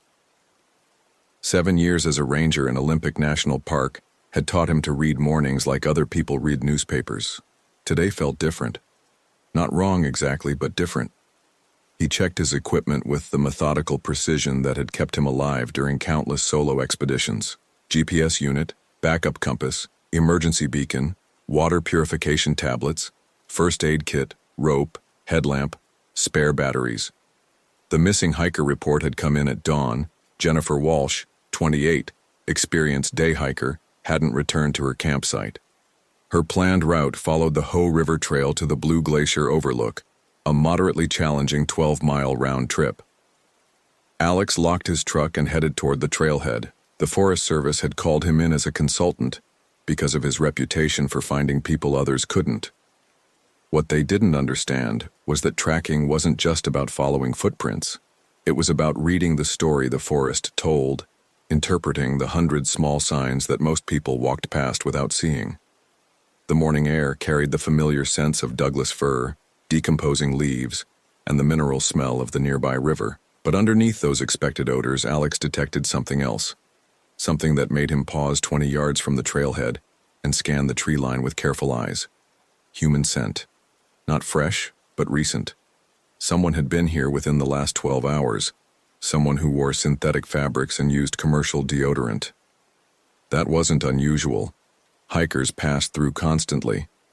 What was unusual was the location of the scent. It came from 30 feet off the main trail, in dense undergrowth where no reasonable person would venture.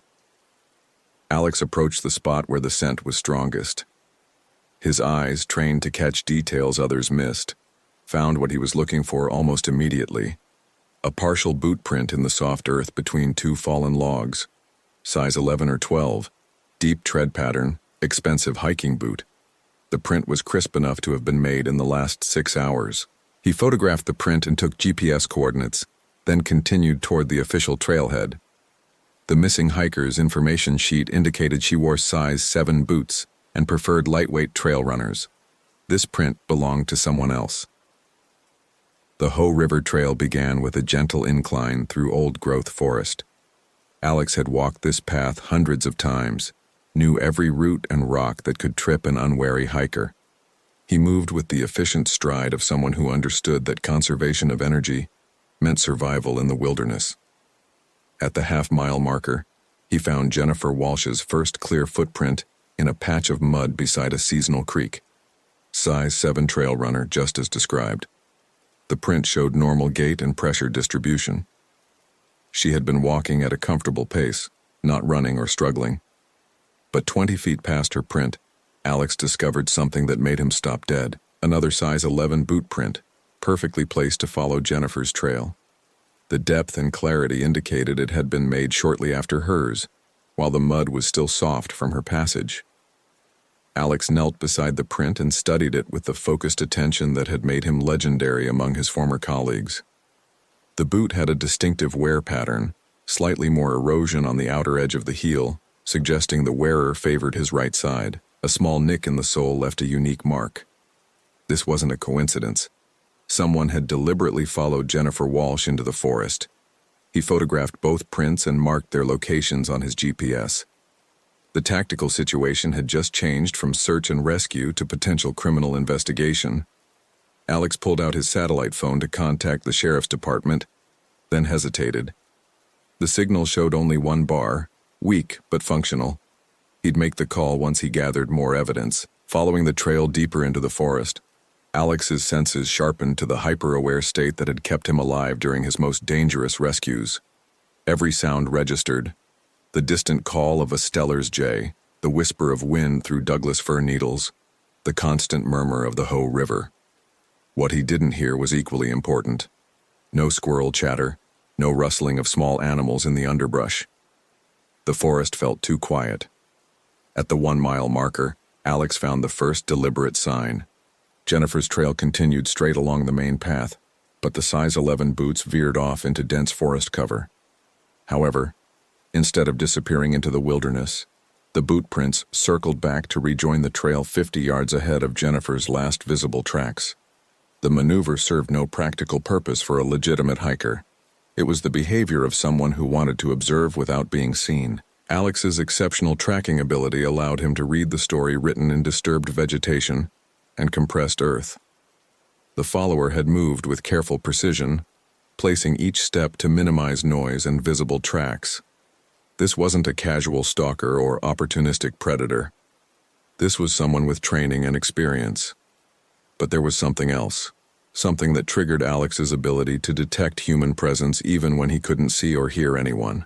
The sensation was subtle but unmistakable, the feeling of being watched. He turned slowly, scanning the forest with peripheral vision while appearing to study his trail map. Nothing. No movement, no sound, no visible human presence. But the feeling persisted. Alex continued up the trail, now acutely aware that he might be walking into a carefully laid trap. His mind cataloged potential ambush points, escape routes, and defensible positions. The forest that had been his sanctuary for 7 years now felt hostile and unpredictable. At 2 miles, he discovered Jennifer's lunch stop. A fallen log beside the trail showed compression marks where someone had sat for an extended period. Granola bar wrapper, apple core, water bottle cap, all consistent with a normal hiking break. But the arrangement was too neat, too organized. Jennifer Walsh was either exceptionally tidy, or someone had cleaned up after her. Alex's investigative intuition, honed by thousands of hours reading crime scenes disguised as accidents, told him to look closer. He circled the rest area in an expanding spiral, searching for details that didn't fit the obvious narrative. 15 feet from the log, hidden beneath a cluster of sword ferns, he found what he was looking for: a single cigarette butt, half-smoked and carefully extinguished. The tobacco was American Spirit, organic blend. The filter showed teeth marks from nervous chewing. Jennifer Walsh's medical information indicated she was a non-smoker with severe tobacco allergies. Someone else had been watching her eat lunch. Alex bagged the cigarette butt and updated his GPS log. The evidence pattern was becoming clear. Jennifer had been followed by someone who observed her routine, studied her behavior, and waited for the right moment to make contact. The question was whether that contact had already happened. The trail continued to climb through dense forest cover. Alex's natural orientation told him they were heading northeast toward the glacier overlook, still 6 miles ahead. The afternoon was advancing faster than he'd anticipated. By his calculations, Jennifer should have reached the overlook around noon and begun her return journey by 1 p.m. to reach her campsite before dark. At 3 miles, Alex found the first sign of real trouble. Jennifer's footprints became erratic. Instead of the steady, confident stride she'd maintained for the first half of her hike, Her tracks showed irregular spacing and pressure distribution. She had begun hurrying, possibly running. 20 yards ahead, Alex discovered why. The size 11 boots had rejoined the main trail directly behind Jennifer's position, but now the stride length had increased dramatically. The follower was no longer hiding. He was pursuing. Alex's pulse quickened as he read the story written in the disturbed earth. Jennifer had realized she was being followed and had tried to outrun her pursuer. The chase had lasted for approximately 200 yards before both sets of tracks disappeared into a rocky area where footprints wouldn't register. He spent 20 minutes searching the rocky section, using his spatial memory to reconstruct the most likely paths through the terrain. His years of experience in Olympics difficult conditions paid off when he found a scuff mark on granite that indicated someone had slipped while climbing over a boulder. On the far side of the rocky area, Alex made a discovery that changed everything. Only one set of tracks emerged from the rocks, size 11 boots walking at a normal pace. Jennifer Walsh's trail had ended. Alex immediately pulled out his satellite phone and dialed 911. The call connected after several attempts, but the signal was weak and intermittent. 911 emergency. This is Alex Turner, former Olympic National Park Ranger. I need to report a missing person case that appears to be a kidnapping. GPS coordinates. The call dropped. He tried twice more before accepting that communication was impossible from this location. The nearest reliable cell coverage was back at the trailhead, a 3-hour round trip that would cost precious daylight. Alex made the tactical decision to continue following the trail while gathering evidence for law enforcement. The lone set of boot tracks continued toward the glacier overlook, but now they carried additional weight. The depth and pressure distribution indicated the hiker was supporting extra mass, possibly an unconscious or restrained person.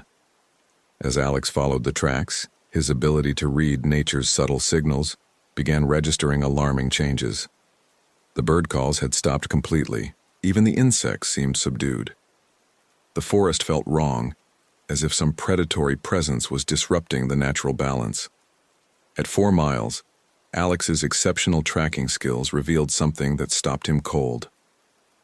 A second set of size 11 boot tracks joined the trail from the east. Same distinctive wear pattern, same nick in the sole, but these tracks were fresh, made within the last 2 hours. Impossible unless... Alex studied both sets of tracks with growing unease. The wear patterns were identical down to microscopic details, but the tracks showed different loads and gaits. One set carried extra weight, the other moved with the easy stride of an unburdened hiker. Someone was playing games with him. Alex's situational awareness shifted into combat mode as he realized the implications. The person who had taken Jennifer Walsh was still in the area, and he possessed enough knowledge of tracking to deliberately confuse the trail. This wasn't a crime of opportunity. It was a carefully planned operation by someone with significant expertise. The fresh tracks led directly toward Alex's position from the east, then followed the main trail toward the glacier overlook. If the timeline was accurate, the person who made them was less than an hour ahead. Alex checked his gear and continued forward, every sense alert for danger. His years of wilderness experience had taught him to trust his instincts, and right now those instincts were screaming warnings. At 5 miles, he found the first direct message. A stick arrangement beside the trail formed an arrow pointing toward a large cedar tree. Carved into the bark, 12 feet off the ground, were the words, "Impressive work, Alex." The carving was fresh, made with a sharp knife within the last few hours. Someone knew who he was, had been watching him track and wanted him to know it. Alex photographed the message and studied the surrounding area for additional clues.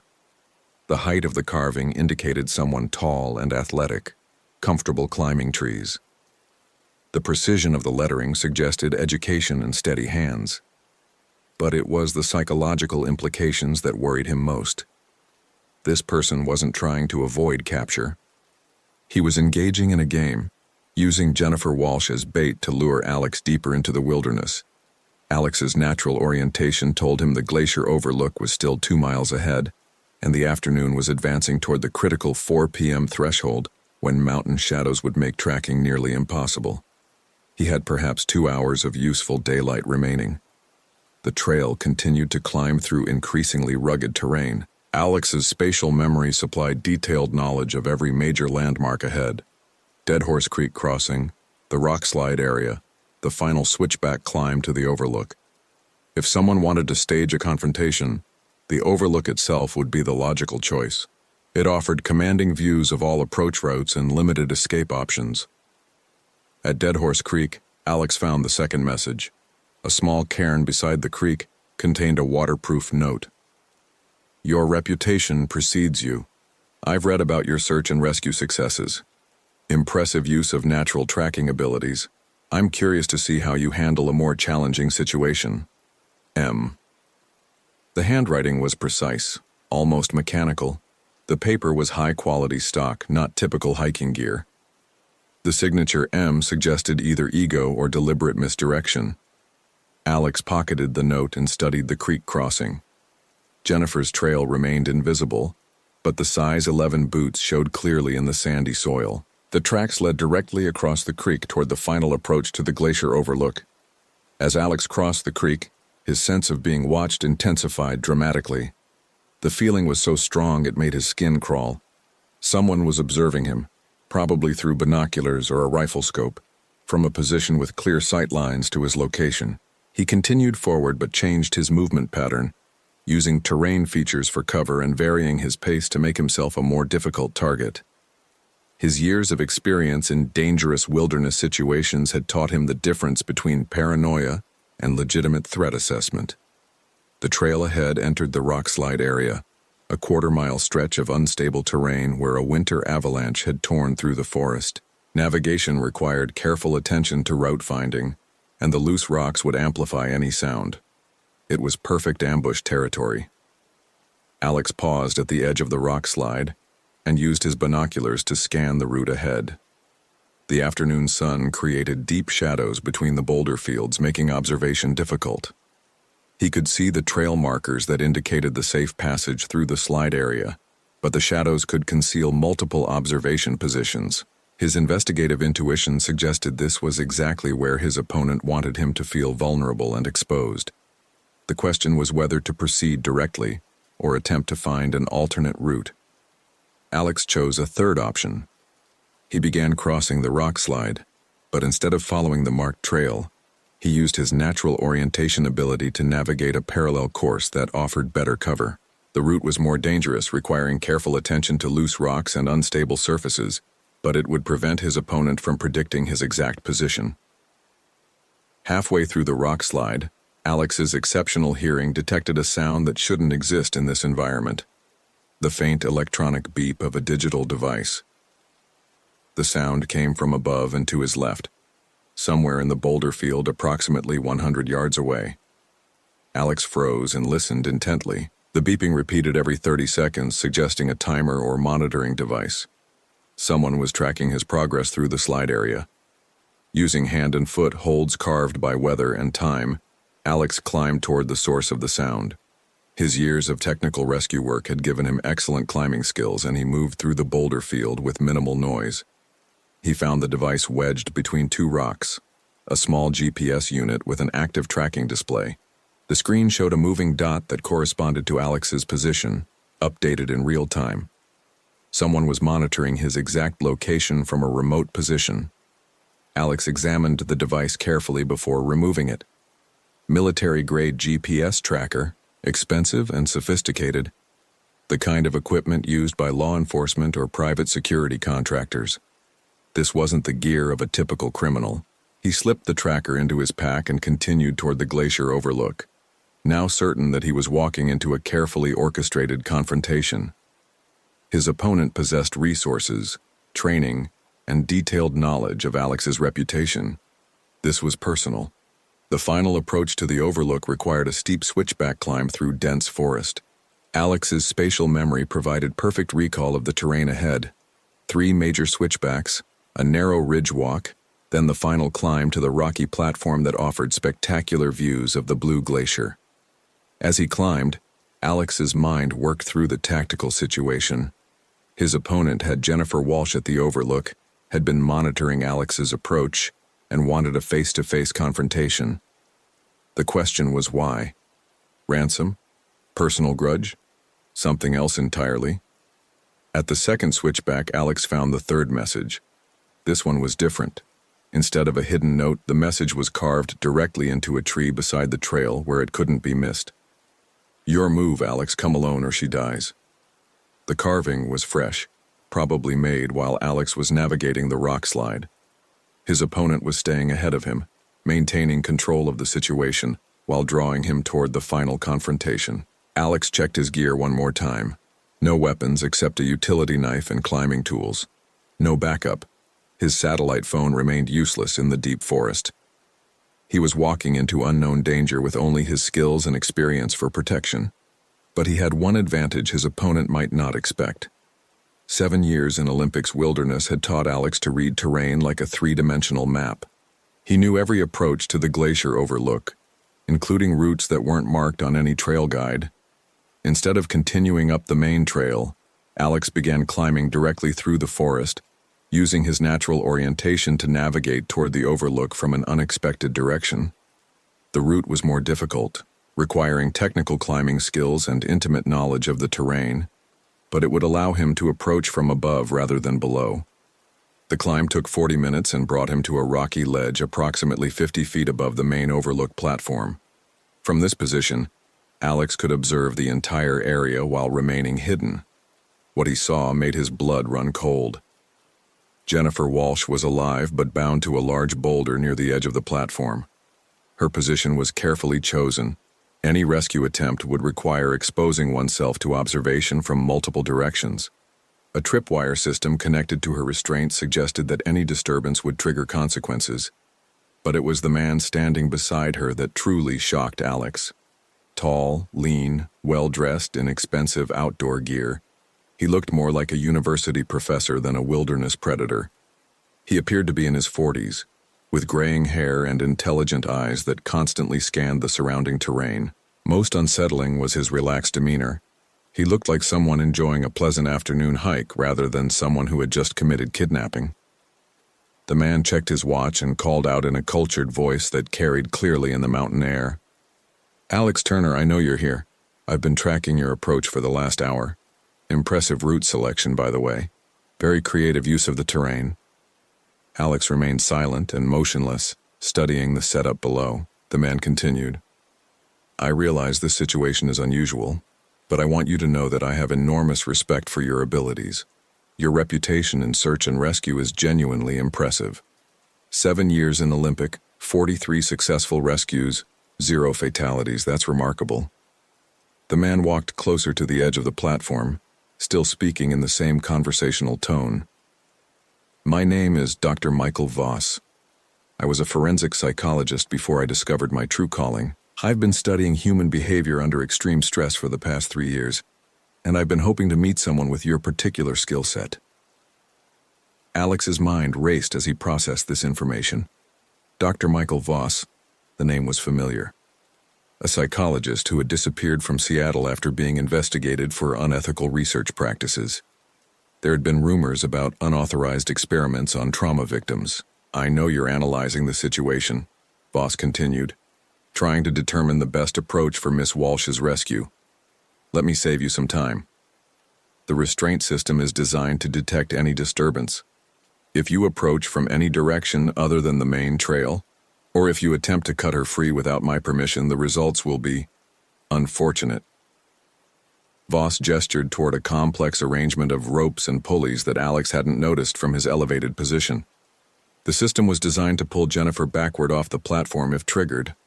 The drop was at least 200 feet onto rocky terrain. "However," Voss said, raising his voice slightly, "I'm not interested in harming Miss Walsh unnecessarily.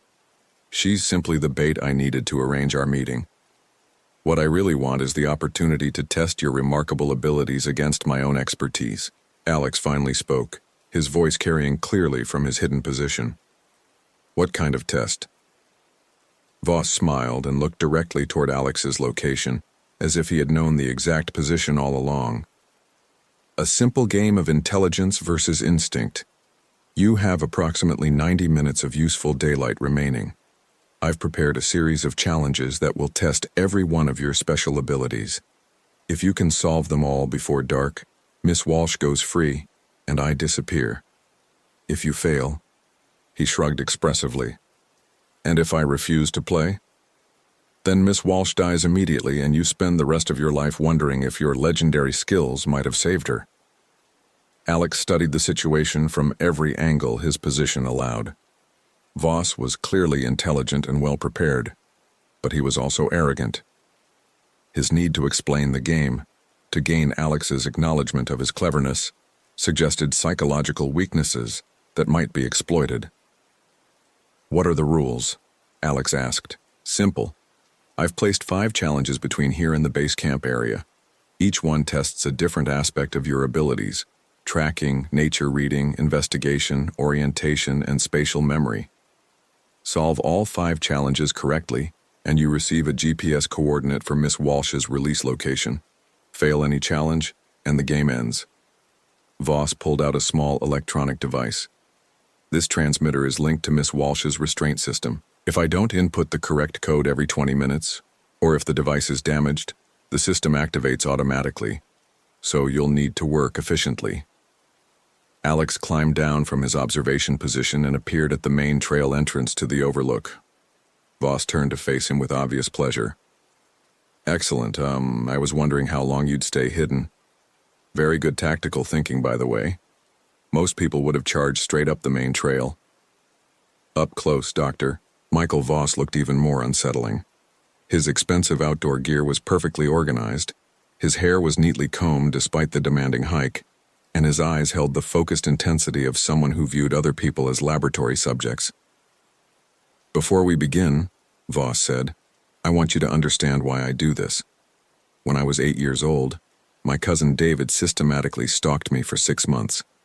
Every day after school, I knew he was watching, following, planning. The fear was constant and overwhelming. But eventually I learned to think like he did, to anticipate his moves, to turn his own tactics against him." Voss's voice took on an academic tone, as if he were delivering a lecture. "That experience taught me something profound about human nature. We don't discover who we really are until we're pushed beyond our comfort zones, forced to access abilities we didn't know we possessed. Fear and stress strip away social conditioning and reveal our true capabilities." "So you became the thing that terrorized you," Alex said. "I became someone who helps others discover their potential. Miss Walsh, for example, has shown remarkable resilience and problem-solving ability under pressure. And you," Voss gestured appreciatively, "you're about to demonstrate skills that most people would consider impossible." Alex checked his watch. 4:15 p.m. Sunset would come quickly in the mountain terrain. "Where's the first challenge?" Voss handed him a sealed envelope. "Your tracking abilities are legendary, so let's start there. Inside this envelope is a photograph of a location somewhere within a half-mile radius of this overlook. Use your skills to find that exact spot. When you do, you'll discover your next challenge." Alex opened the envelope and studied the photograph. It showed a distinctive rock formation partially hidden by Douglas fir branches, with what appeared to be a small cave or overhang. The lighting and shadow angles suggested the photo was taken in the morning, with the sun coming from the southeast. "Timer starts now," Voss said, activating his electronic device. "You have 20 minutes to find the location and return here." Alex studied the photograph more carefully, using his spatial memory to match the rock formation with his detailed knowledge of the surrounding terrain. The shape of the rocks was unusual: 3 large boulders arranged in a natural triangle, with a 4th boulder balanced on top. He'd seen that formation before during a rescue operation 3 years earlier. The location was approximately 400 yards northeast of the overlook, down a steep slope and through dense forest cover. Alex had discovered it while searching for a lost climber who had fallen during a storm. "Northeast slope, below the false summit," Alex said. "The balanced rock formation. I'll be back in 15 minutes. Voss looked genuinely impressed. "Remarkable.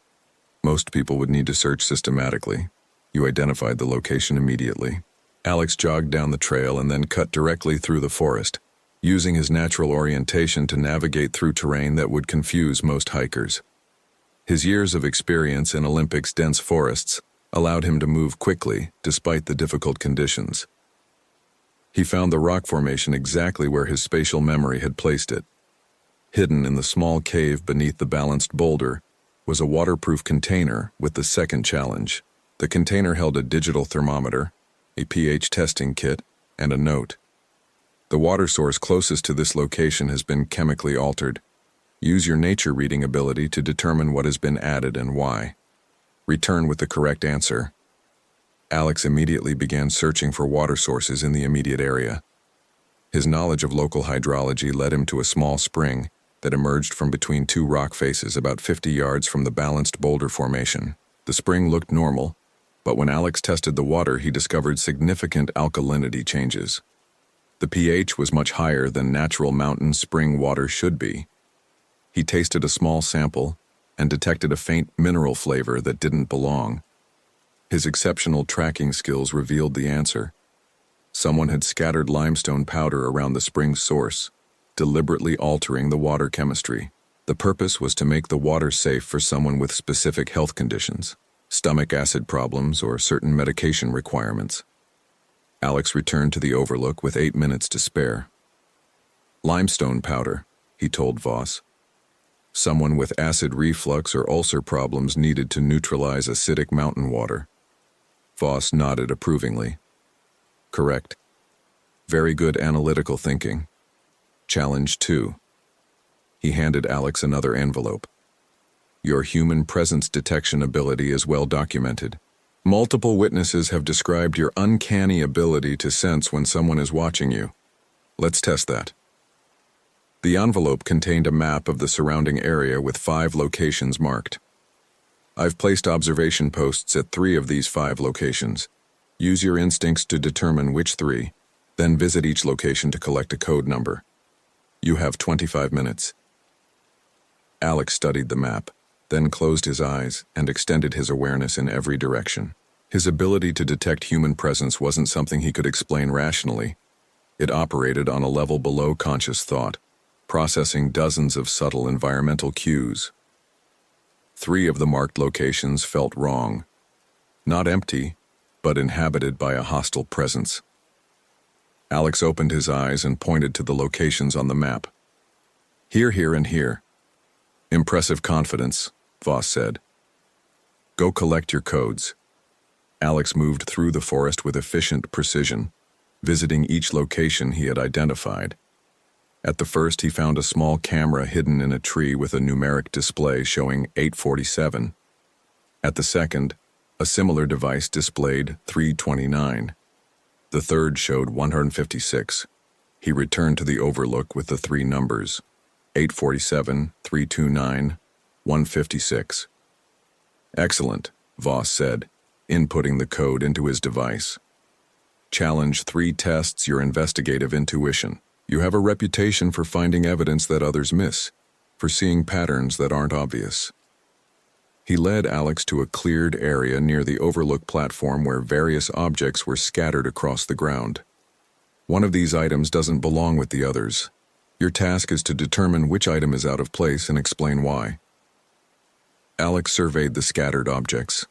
Hiking boots, water bottles, energy bar wrappers, a camping stove, rope, carabiners, a first aid kit, and a compass, all typical hiking gear, apparently discarded randomly.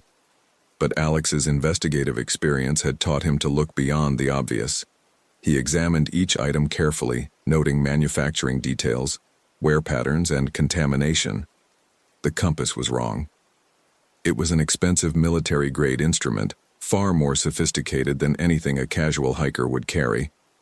More importantly, the brass showed wear patterns consistent with tropical environments, not Pacific Northwest conditions. The compass, Alex said, military grade used in desert or tropical conditions. It doesn't belong with recreational hiking gear. Outstanding, Voss said. That compass served me well during my military consulting work in Afghanistan. Challenge 4. Alex felt a chill as he realized Voss's background was even more complex than he'd suspected. Military consulting suggested training in surveillance, psychology, and possibly combat operations. Your natural orientation ability is perhaps your most remarkable skill, Voss continued. Multiple rescue reports describe your ability to navigate perfectly in complete darkness, to find true north without equipment, to sense direction changes that others miss. Voss handed Alex a blindfold. I'm going to lead you on a circuitous route through the forest. Your task is to maintain awareness of your position relative to this overlook and guide us back here by the most direct route. Distance and direction changes will be deliberately disorienting. Alex accepted the blindfold but hesitated. How do I know this isn't an attempt to eliminate me? Because that would end the game prematurely, Voss replied. I'm genuinely curious to see if your orientation ability works under these conditions. Besides, if I wanted you dead, there are much simpler methods. Alex tied on the blindfold and allowed Voss to lead him away from the overlook. For the next 10 minutes, they moved through increasingly difficult terrain.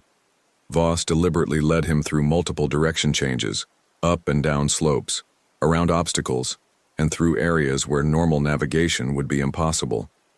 But Alex's natural orientation ability operated independently of visual cues. Some combination of inner ear balance, magnetic field sensitivity, and subconscious environmental awareness allowed him to maintain perfect awareness of his position relative to the overlook. When Voss finally stopped, Alex immediately pointed toward their starting location. The overlook is 380 yards in that direction, elevation gain of approximately 120 feet. He removed the blindfold to discover they were in a dense forest area with no visible landmarks. Following Alex's indicated direction, they emerged at the overlook platform exactly where they had started. Extraordinary, Voss said with obvious admiration. I've never encountered anyone with spatial abilities of that caliber. Challenge 5. Alex checked his watch. 5:30 p.m. The sun was already disappearing behind the mountain peaks, and temperature was dropping rapidly. They had perhaps 30 minutes of useful daylight remaining. Your spatial memory is legendary among search and rescue personnel, Voss said. Perfect recall of terrain features, the ability to remember exact details of locations visited years earlier. This final challenge will test that ability to its limits. Voss led Alex to the edge of the overlook platform and pointed toward a distant ridge. 3 years ago, you conducted a rescue operation on that ridge. A climber had fallen and broken his leg during a storm. You carried him out in near-zero visibility conditions. Alex remembered the rescue clearly. It had been one of his most challenging operations, requiring technical climbing skills and split-second navigation decisions in life-threatening weather. Your final challenge is this, Voss continued. During that rescue, you took shelter in a small cave for approximately 2 hours while waiting for the storm to pass. In that cave, you found something unusual, something that you reported to park authorities but that was never investigated. Alex's spatial memory immediately supplied the answer. During the storm, while sheltering with the injured climber, he had discovered old military equipment in the back of the cave. Ammunition boxes, radio components, and maps from what appeared to be World War II era. Military cache, Alex said. World War II vintage. Coast Guard equipment probably from coastal defense operations. Correct again, Voss said. But there's more. You also found something personal in that cache, something that suggested the equipment belonged to a specific individual. What was it? Alex closed his eyes and used his spatial memory to reconstruct every detail of the cave. The military equipment had been carefully preserved in waterproof containers. Most of it was standard issue gear, but there had been one personal item. A photograph, Alex said, black and white, showing a young soldier with a woman and child. The back was inscribed, "For David, my love always, Margaret, 1943. Voss was silent for a long moment. When he spoke, his voice had lost its academic detachment. That soldier was my grandfather, David Voss. He served in the Coast Guard's coastal defense program during World War II. The photograph showed my grandmother, Margaret, and my father as a baby. Alex studied Voss with new understanding. This whole elaborate game, it's personal. My grandfather died in a climbing accident on that ridge in 1945, while conducting reconnaissance for Japanese submarine activity. His body was never recovered, but his equipment cache remained hidden until you found it 3 years ago. Voss's voice became more intense. When I read your rescue report and learned about the cache, I realized you were the key to understanding what really happened to my grandfather. But I also realized you possessed abilities that could help me answer larger questions about human potential under extreme stress. So you created this situation to test me and to get information about your grandfather. Partially correct, Voss said. But there's something else. My grandfather's maps showed the location of several other equipment caches in this area. Military intelligence believed Japanese submarines were landing reconnaissance teams on the Olympic Peninsula. The caches were part of a classified operation to monitor and intercept those teams. Voss pulled out a modern topographical map and spread it on a flat rock.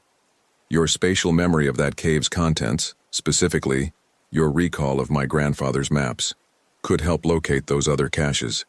Some of them may contain information about my grandfather's final mission.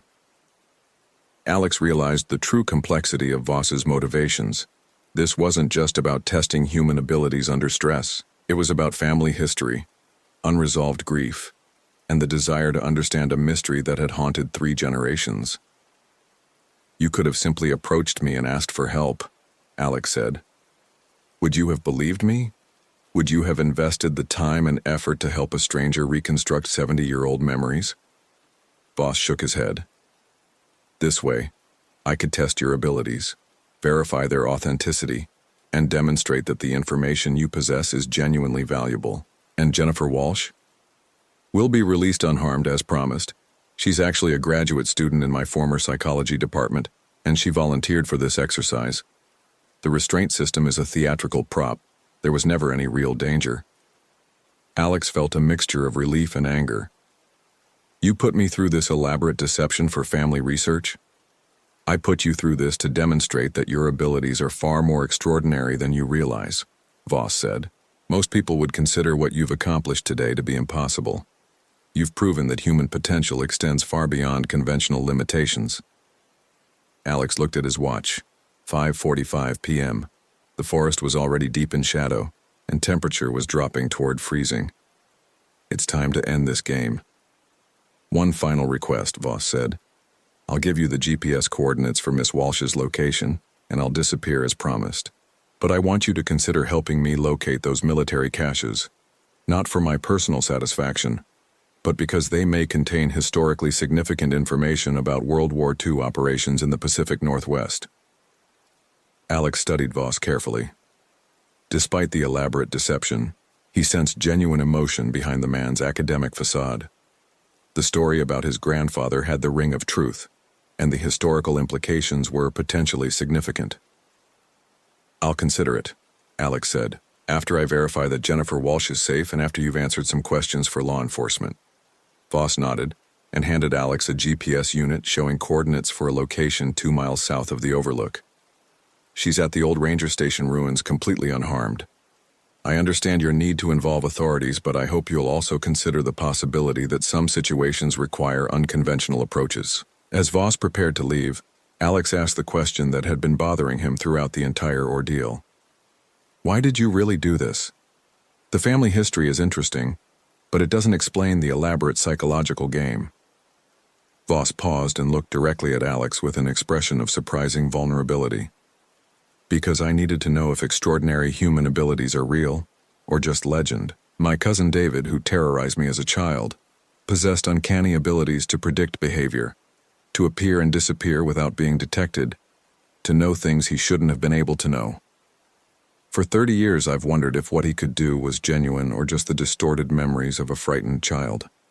Today, watching you demonstrate impossible skills with perfect consistency, I finally have my answer.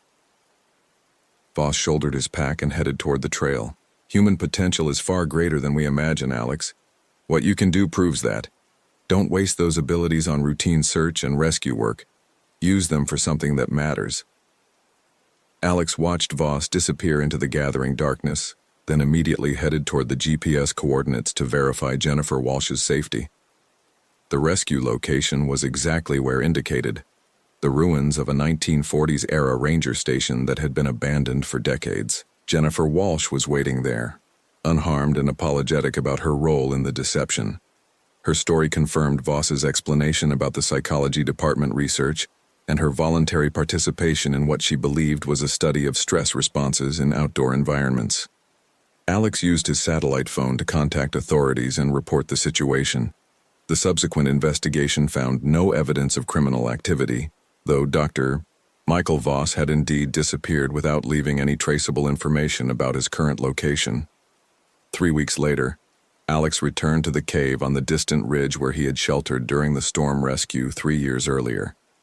Using his spatial memory, he reconstructed every detail of the military cache he had discovered there. The maps his grandfather had created were extraordinarily detailed, showing not only the locations of equipment caches, but also detailed topographical information about the entire Olympic Peninsula coastal area. Some of the marked locations contained notations in German, suggesting intelligence about actual Japanese reconnaissance activities. Working with National Park Service historians and World War II researchers, Alex helped locate and excavate 4 additional caches. The discoveries provided significant new information about wartime coastal defense operations and confirmed several previously unverified accounts of Japanese submarine activity in Pacific Northwest waters. The historical value of the discoveries validated Voss's claims about the importance of the information. But Alex never heard from the mysterious psychologist again. 6 months later, Alex received a package with no return address. Inside was a detailed analysis of his performance during the 5 challenges, written in Voss's precise handwriting. The document included observations about the neurological and psychological mechanisms that might explain his exceptional abilities, along with suggestions for further developing and applying those skills. The final page contained a personal note. "Thank you for helping me understand that extraordinary human abilities are real, not imaginary. You've given me the peace I needed to stop running from my childhood fears. I hope our encounter has helped you recognize the true extent of your own potential. M." Alex kept the analysis but never shared it with anyone else. The experience had taught him that his abilities were indeed extraordinary, but more importantly, it had shown him that understanding human potential, both its light and dark aspects, was more complex than he had ever imagined. He returned to search and rescue work with a deeper appreciation for the psychological as well as physical challenges faced by people in crisis situations. His success rate, already exceptional, improved even further as he learned to recognize and address the emotional and mental factors that affected survival in extreme conditions. The encounter with Dr. Michael Voss had been manipulative and deceptive, but it had also been transformative. Alex had discovered capabilities within himself that extended far beyond what he had previously believed possible, and that knowledge would guide his work for the rest of his career. Sometimes the most valuable lessons come from the most unexpected sources, even when those sources challenge us in ways we never anticipated. Alex Turner had learned to trust his extraordinary abilities not because they were mystical or supernatural, but because they were the result of years of careful observation, dedicated practice, and deep understanding of the natural world. In the end, that was perhaps the most important discovery of all, that human potential, when properly developed and applied, could indeed achieve what most people would consider impossible.